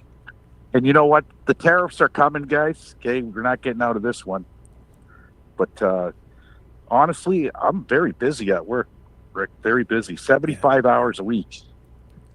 Oh, man. Okay. Yeah. And I've never seen anything like it in my life. We got so much work here. It's sickening. Right? Why is that? Are they trying to get ahead of the tariffs? Is that why? No. Well, you're not going to get ahead of the tariffs because it's weird because tool and mold, tool and die. Okay, it's going to affect the auto industry, no doubt about it. But we're not cutting tools for next week's projects. We're cutting tools for 2027, 2028. Okay, we're ahead. We're years ahead of the ball game, right? That's just the way the industry works, right? Yeah. So the poor saps on the line at General Motors, Fords, and Chryslers are going to be the ones to be affected, and all the feeder plants down here in our area, Windsor, Essex, Kent, that area. Okay, a lot of people are going to be hurting. A lot of people. Yeah. Because it's not a skilled trade what they do. Okay, if you're on the line at Fords, Chryslers, or GM, okay, you got one job and that's your job, and you put a bolt in the hole, you screw it in, whatever, right? And it's mainly robotics that are taking care of it. So if you don't have a skilled trade in your back pocket, and I'm not saying in the big three, you can't build houses. Okay, you can't do this, you can't do that. You're going to be screwed, right? And a lot of people are caught in that. What would we call it? What's a fancy word? Quagmire. Yeah. Okay, you're caught in that quagmire where you can't do anything else but what you're doing, right? You've been doing it for 30 years, and it's like, wow, I feel sorry for a lot of people, really. You're not a plumber, you're not a roofer, Money's what makes the world go round, buddy. Right? In the same sense too. Okay, people are going to lose their marbles, right? Very, very, very soon. Okay, you know, you got guys with high mortgages, very high mortgages. Now, I, you know, on the line at Chrysler's or your skilled trades in this area, you make about $6,000 to $7,000 a month take home. Okay, that's your take home every month. If you're going to work the hours, you can make that kind of money, no problem, right? Now, what happens when the government comes in, you lose your job? Okay, 3 months later, you're behind on your mortgage. Your bank's banging down the door. You're going to lose your house. You're going to lose that new car that the government's saying, hurry up, buy a car because there's tariffs coming. How are you going to pay for that car? Okay, by the way, people are going to lose their marbles. And they're going to put all that towards who? The government that put them there, and that's the Liberal government of Canada. And the Conservatives had a hand in it. They all did. You know, present and past governments, okay, have had a hand in why Canada is the way it is today, right? I don't want to see Canada become the 51st, but I don't want to starve either. Yeah, I hear what you're saying. I don't, you know, I'm of the opinion that we have to stand strong on this, and there are ways to combat it. And I don't think that Trump is in as strong a position as he thinks he is. I think all this is going to backfire on him because of the way tariffs ultimately work.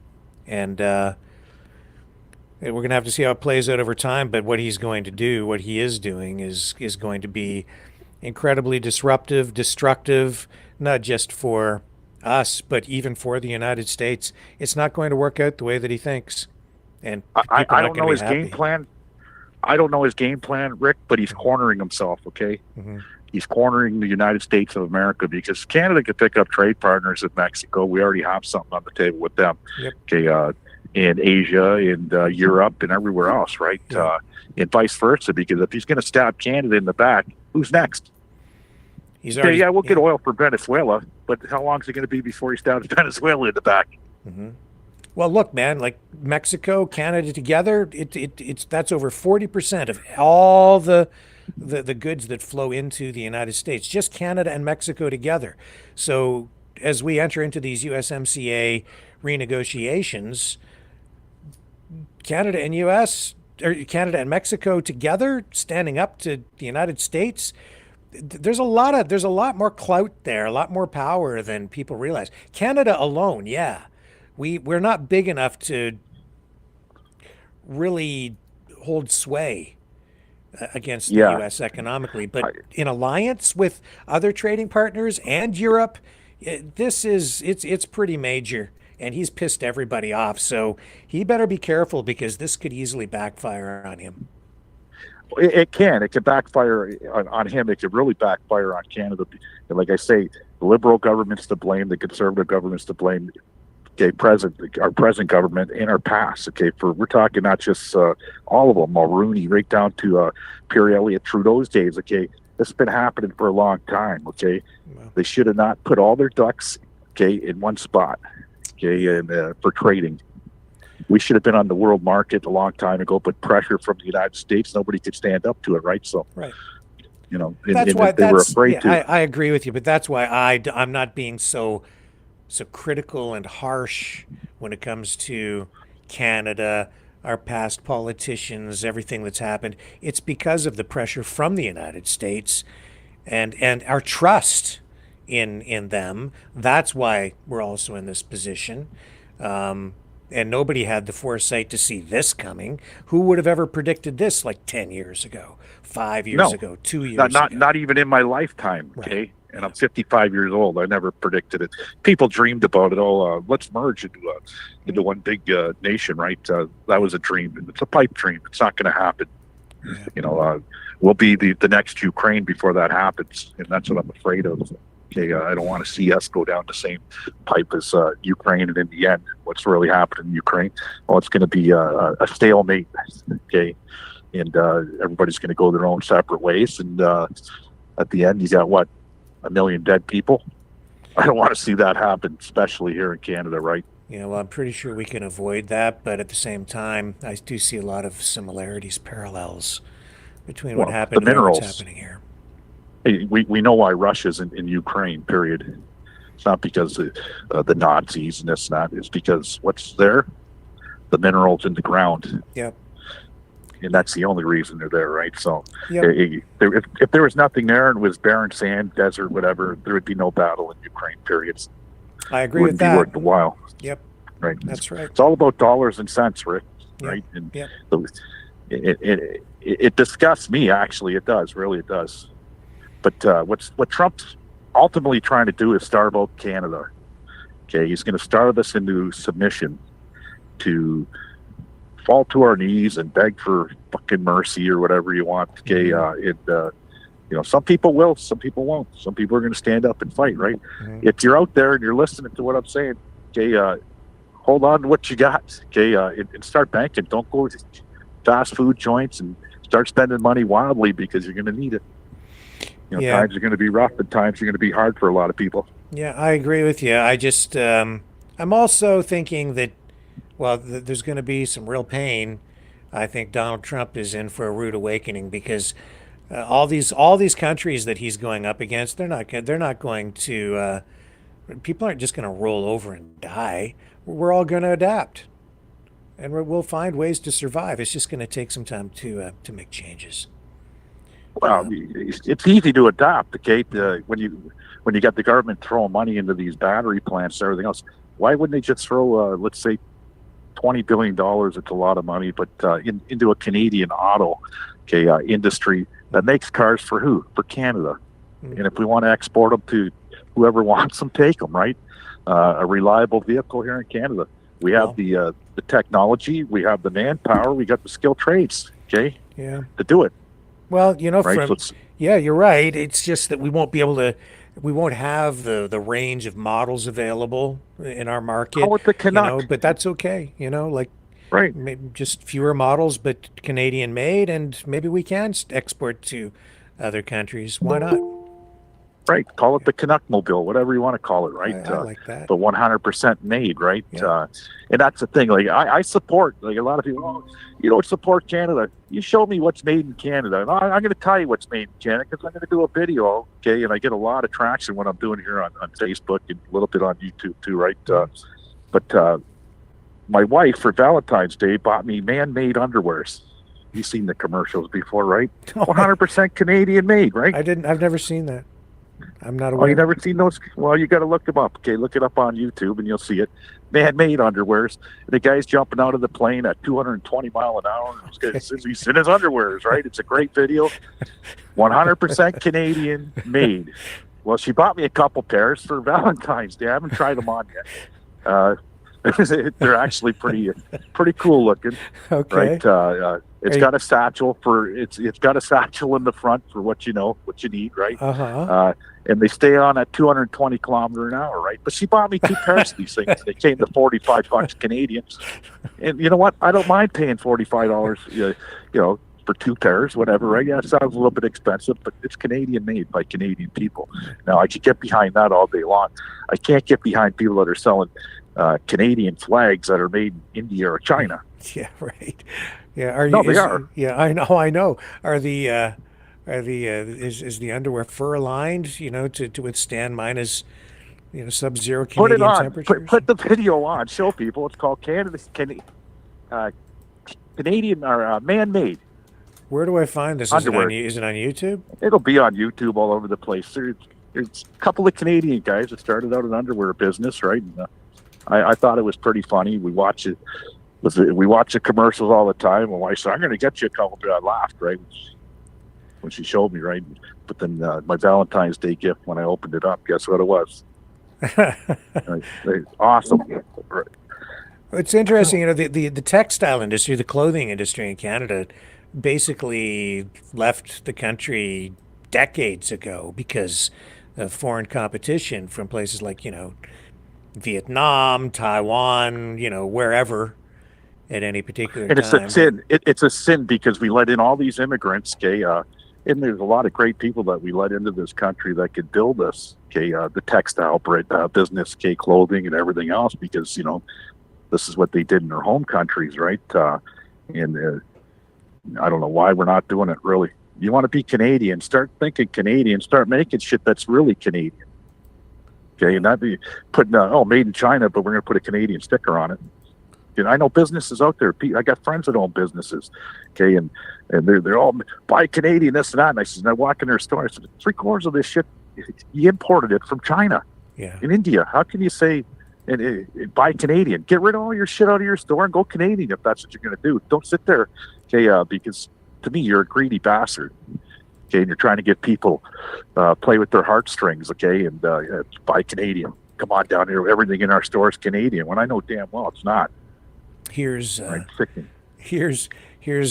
don't know. I have no idea what this video is going to be like, and hopefully we don't get hit with copyright. But here we go. Welcome to the Man-Made YouTube channel. So we're 4 friends that had the common goal of wanting to improve men's lives by providing them with quality essentials they need without the BS. So we quit our corporate jobs and began building Man-Made. All 4 of us had finance backgrounds. Berto, for example, was a CPA at one of the big 4 firms. Anthony was a private banker at one of the big 6 banks in Canada. And Phil was in banking and real estate at one of the top banks. And I was an investment wholesaler at one of the banks in Canada. We all dove completely headfirst in a new industry. We started off by creating the perfect pair of boxer briefs, and have since expanded into new products such as t-shirts, socks, and soap.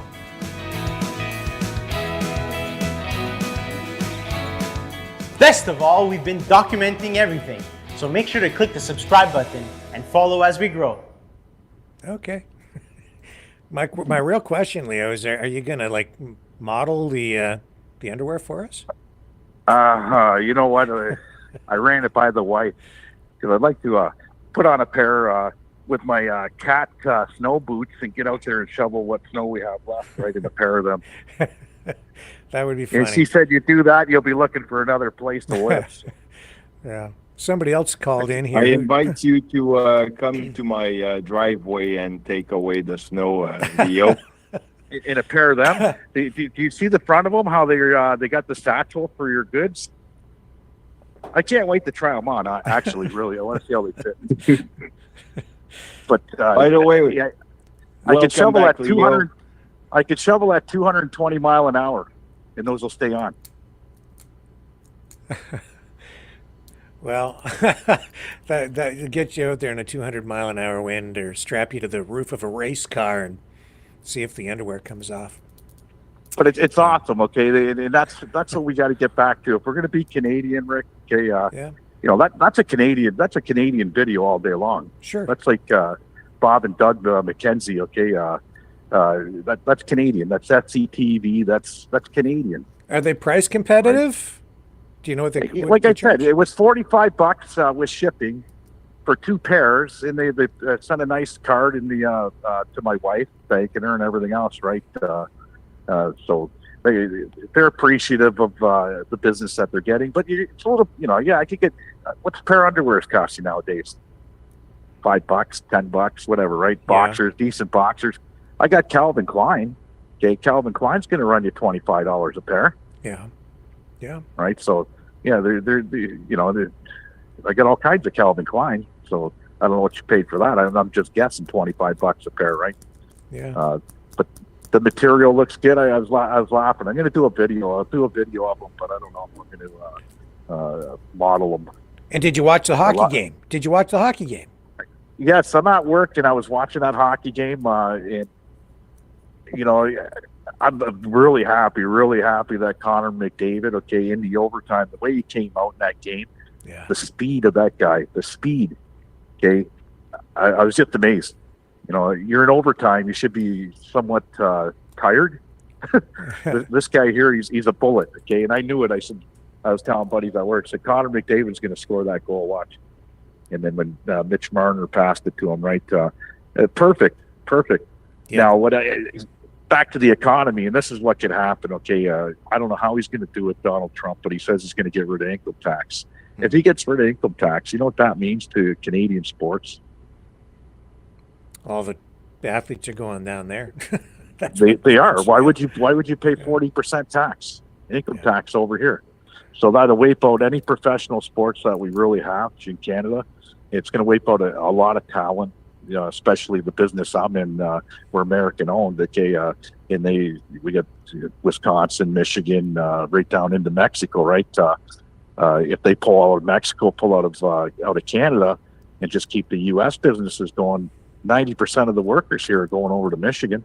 Yeah, but in everything I know from everything I studied, in university economics, what he's doing, it's not going to work. And he might get rid of income tax, but people are going to be paying way more for everything.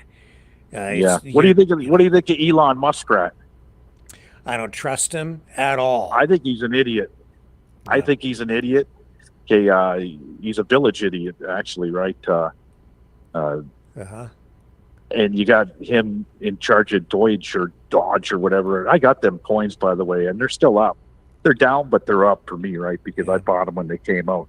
But he wants to go to Fort Knox and take a look at the gold count, right? And it kind of reminds me of Geraldo Rivera when he went to Al Capone's vault in Chicago. That's exactly what I was thinking. And they had the whole world. Yeah. The whole world was watching. Okay, I mean the whole world, man. Yeah. And that's 3.5 hours of my life I'll never get back. Yeah, because when they opened the vault, there was nothing there. Yeah, I know. This is like reality television. Oh, it is. Yeah. It is. I'm skeptical now about the assassination attempt where he got it in the ear, and when you have Mahone, McMahon's wife from WWE. It's like something out of WWE what we're watching, right? So, and even that photo, I mean, the photographer right there, just at the right time, and he stands up, and the American flag's right behind him. It's like you couldn't have staged it better. I know it was a made-for-TV moment, wasn't it? Hey, so some people will call us conspiracy theorists, but you know what? All the conspiracies that people were saying that were conspiracies, okay, they all came true, right? Now, I don't know if we're allowed to talk about the C word on your new YouTube thing, but I'm not gonna. But you guys know where I'm going with it, right?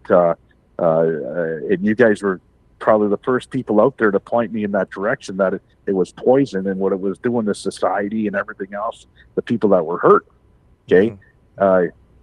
It was groups like Maverick and other groups out there that were putting it up. And even my wife, she's like, those are conspiracy theorists, this and that, right? Well, now guess who's right at the end? You guys were right the whole time. Okay, the podcasters out there that were exposing it all, right? The side effects and the long-term health effects in the coffins being closed. Yeah, well, I think there's some balance there, I think. But anyway, Dragon, what were you calling in about? Well, actually, I wanted to say hello to Leo real quick because it's been a while, and actually, I wanted him to say, to congratulate him to be back on the family. So, yeah. Yeah, you know what? I got lots of time on my hands, Dragon. I'm on house arrest. Since I haven't talked to you guys in a long time, many of the viewers out there that don't know but didn't know what I was going through anyway. So I ended up pleading guilty to the whole ball of wax, okay, and I was the only guy at the end of the day to get hung. Okay, I took the rap for the 12 co-accused because, you know what, I put them in that position. So as an activist and the leader of that movement that I was doing, it's only right for me to stand up and do what was right for everybody else. And I ended up getting 6 months house arrest, no fine.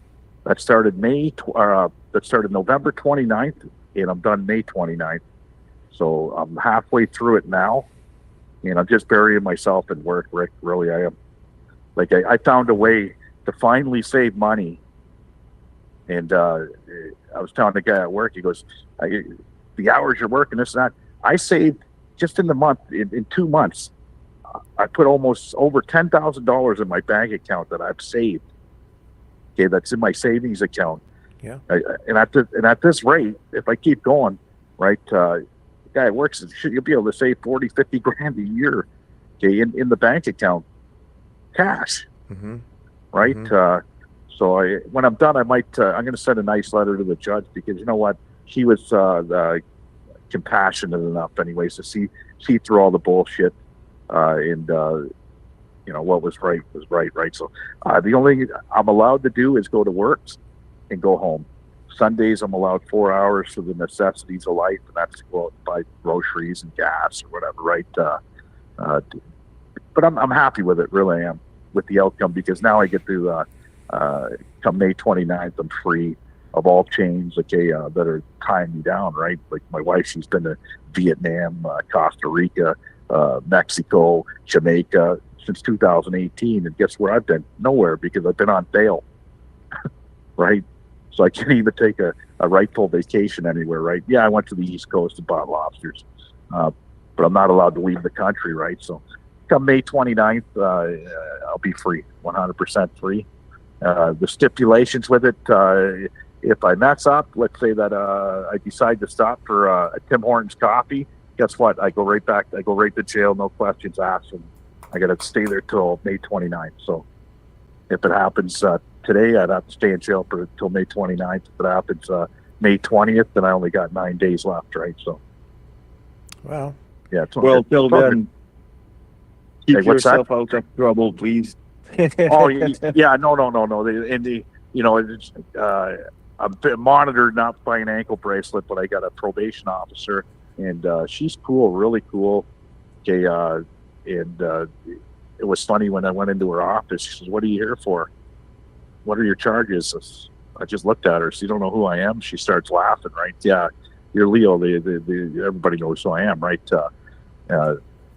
And she's not lenient. Yeah, crime's a crime. You got to pay, right? So, she's not lenient at all. If I need to go to a funeral, like I did last week, a friend of mine died, and I just wanted to show respect. She said, call me, and she'll send me the paperwork via text mail, right? So I can attend certain things. They just want to know where I'm going to be. Let's say I got to go do banking. I just can't go do banking, Rick, because if I'm in the bank and somebody comes in and robs it behind me, okay, guess who's going to jail? Probably not the guy robbing the bank because it's catch and release. It's me who's on house arrest because I'm not supposed to be in that bank, right? So I go to jail till the 29th of May. Well, so the older you get, the faster time goes by. So, it's the light is there at the end of the tunnel for you. So I'm glad for that, for you. Oh, at 75 hours a week, believe me, the time's flying by. Yeah.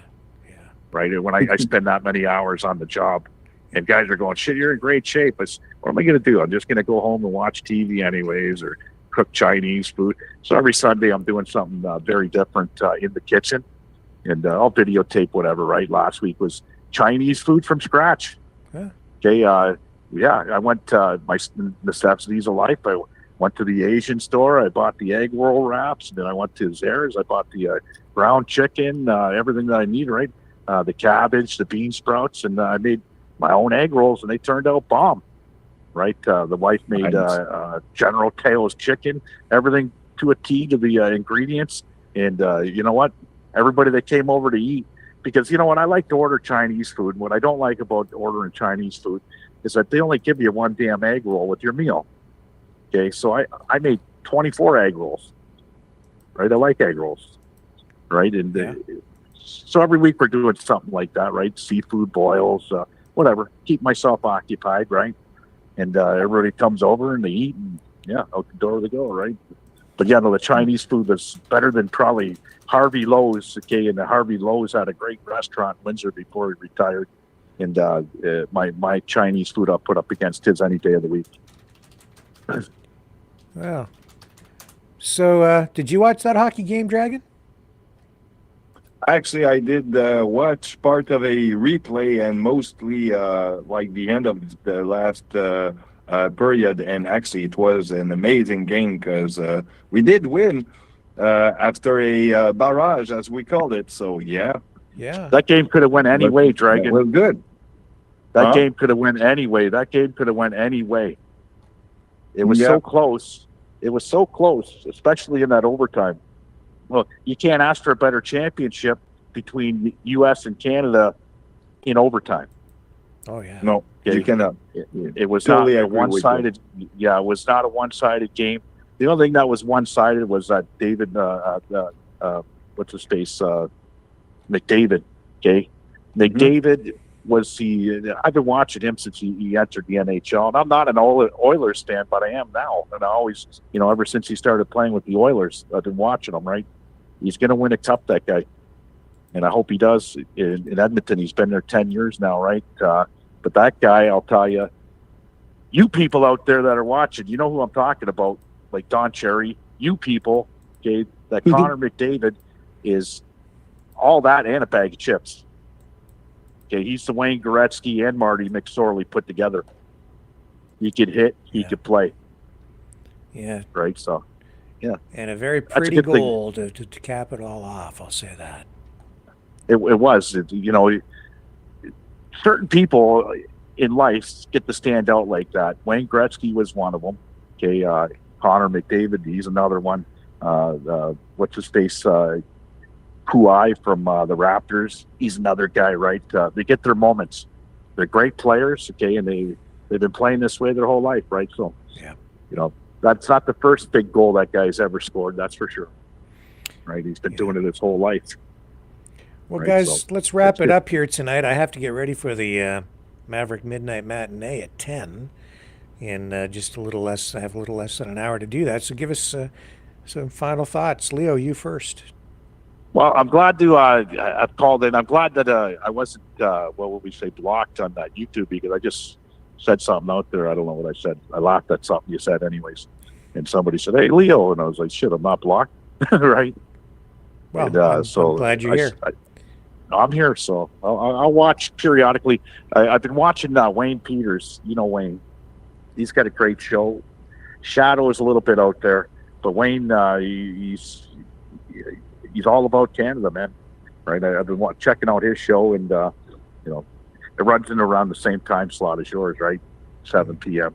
Yeah, I don't watch him. So. Not really aware of what he's about. So he's sort of like you, okay, with the media background, right? But he does not like America at all. Like, well, he don't like Trump.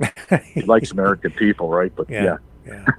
Yeah, he's not a Trump supporter, right? So it is what it is. And then you got Shadow Davis. He's fucking, let's go, 51st state, right? He wants out. Oh, well, that would be that would be what you call a traitor.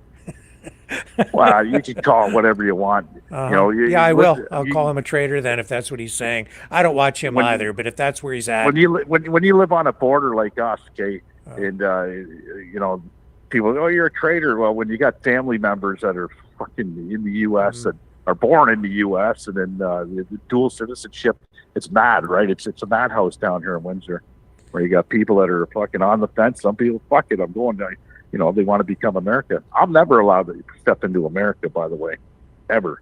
Yeah. Right. So, would I step into America if we became America? Probably not. I could care less.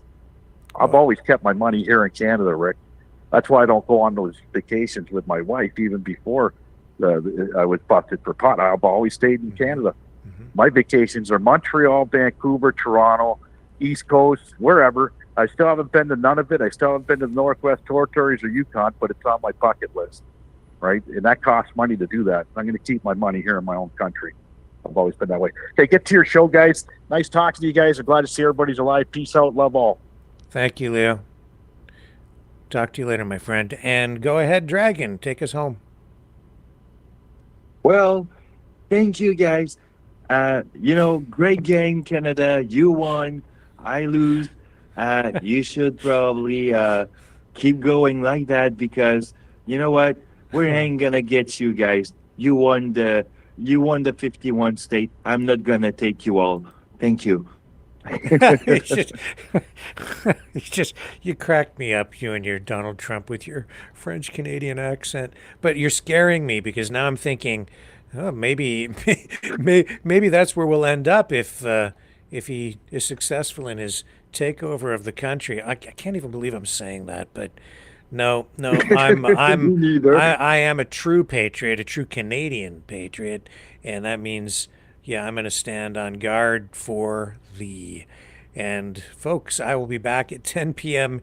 Eastern. That is that's 48 minutes from now, Eastern Standard Time, with Maverick Midnight Matinee. And the movie tonight, it's a mystery. What it's going to be. I have one picked out. I have to make sure that I can make that work, so I'm not going to tell you what the title is in case I'm wrong. But make sure you tune in at 10. Come on back. participate in the chat, and it'll be a fun night. I'm sorry we didn't do it last week, but we'll make up for it and have double the pleasure, double the fun tonight on Maverick Midnight Matinee. Love you guys, and what do you want to hear tonight, Dragon? I'll play a tune for you. Let's go with, Freedom Dog. Freedom Dog. Or Free Freedom Dog. Cosmo, as You always. want Free Dog? Okay. Here we go, folks. Here's Cosmo, Free Dog. Love you guys. See you in less than an hour on Maverick Midnight Matinee. And if you're not there, I'll see you tomorrow night, 7 p.m. on our regular Maverick News program, 7 p.m. Eastern on the flip side. Take it away, Cosmo.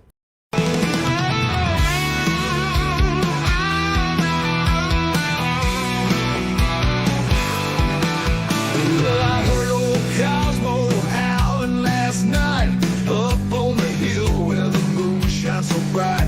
He was singing a tune, lonesome dogs cry about freedom and running and touching the sky. If I leave here tomorrow, would you still remember me? Cosmo's free, running wild, wild as the wind can be. He's a free dog, he's a free dog, he's a free dog. Cosmo's got them paws that just itch to roam. He's chasing his dreams, he's far from home. With a heart full of love and a spirit so free, he's living his life wild and carefree. If I leave here tomorrow, would you still remember me? Cosmo's free, running wild, wild as the wind can be. He's a free dog, he's a free dog, he's a free dog. He's got the stars in his eyes, the wind in his fur, a tail that wags like it's never heard of a blur. Cosmo's on a journey, he's got no chains. He's running through fields, breaking all the lanes.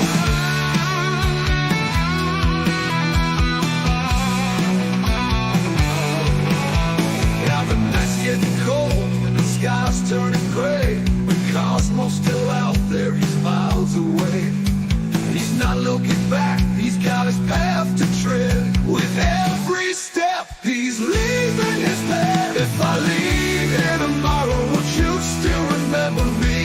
Cosmo's free, running wild, wild as the wind can be. He's a free dog, he's a free dog, he's a free dog. So if you're feeling lost, just think of Cosmo's run. Remember his spirit, his freedom, his fun. And maybe one day, when you're feeling low, you'll find your own freedom and let your spirit go. If I leave here tomorrow, would you still remember me? Cosmo's free, running wild, wild as the wind can be. He's a free dog, he's a free dog, he's a free dog.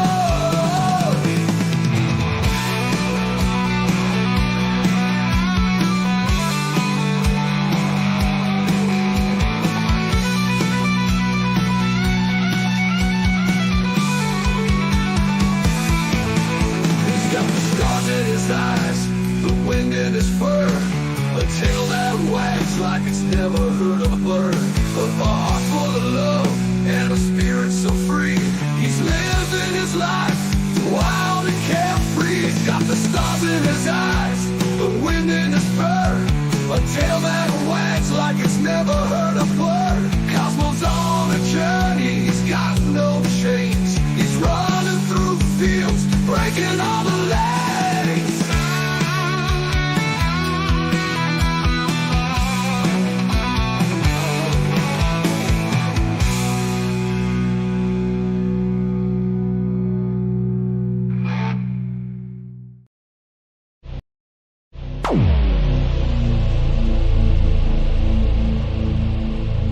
This has been a Maverick Multimedia production.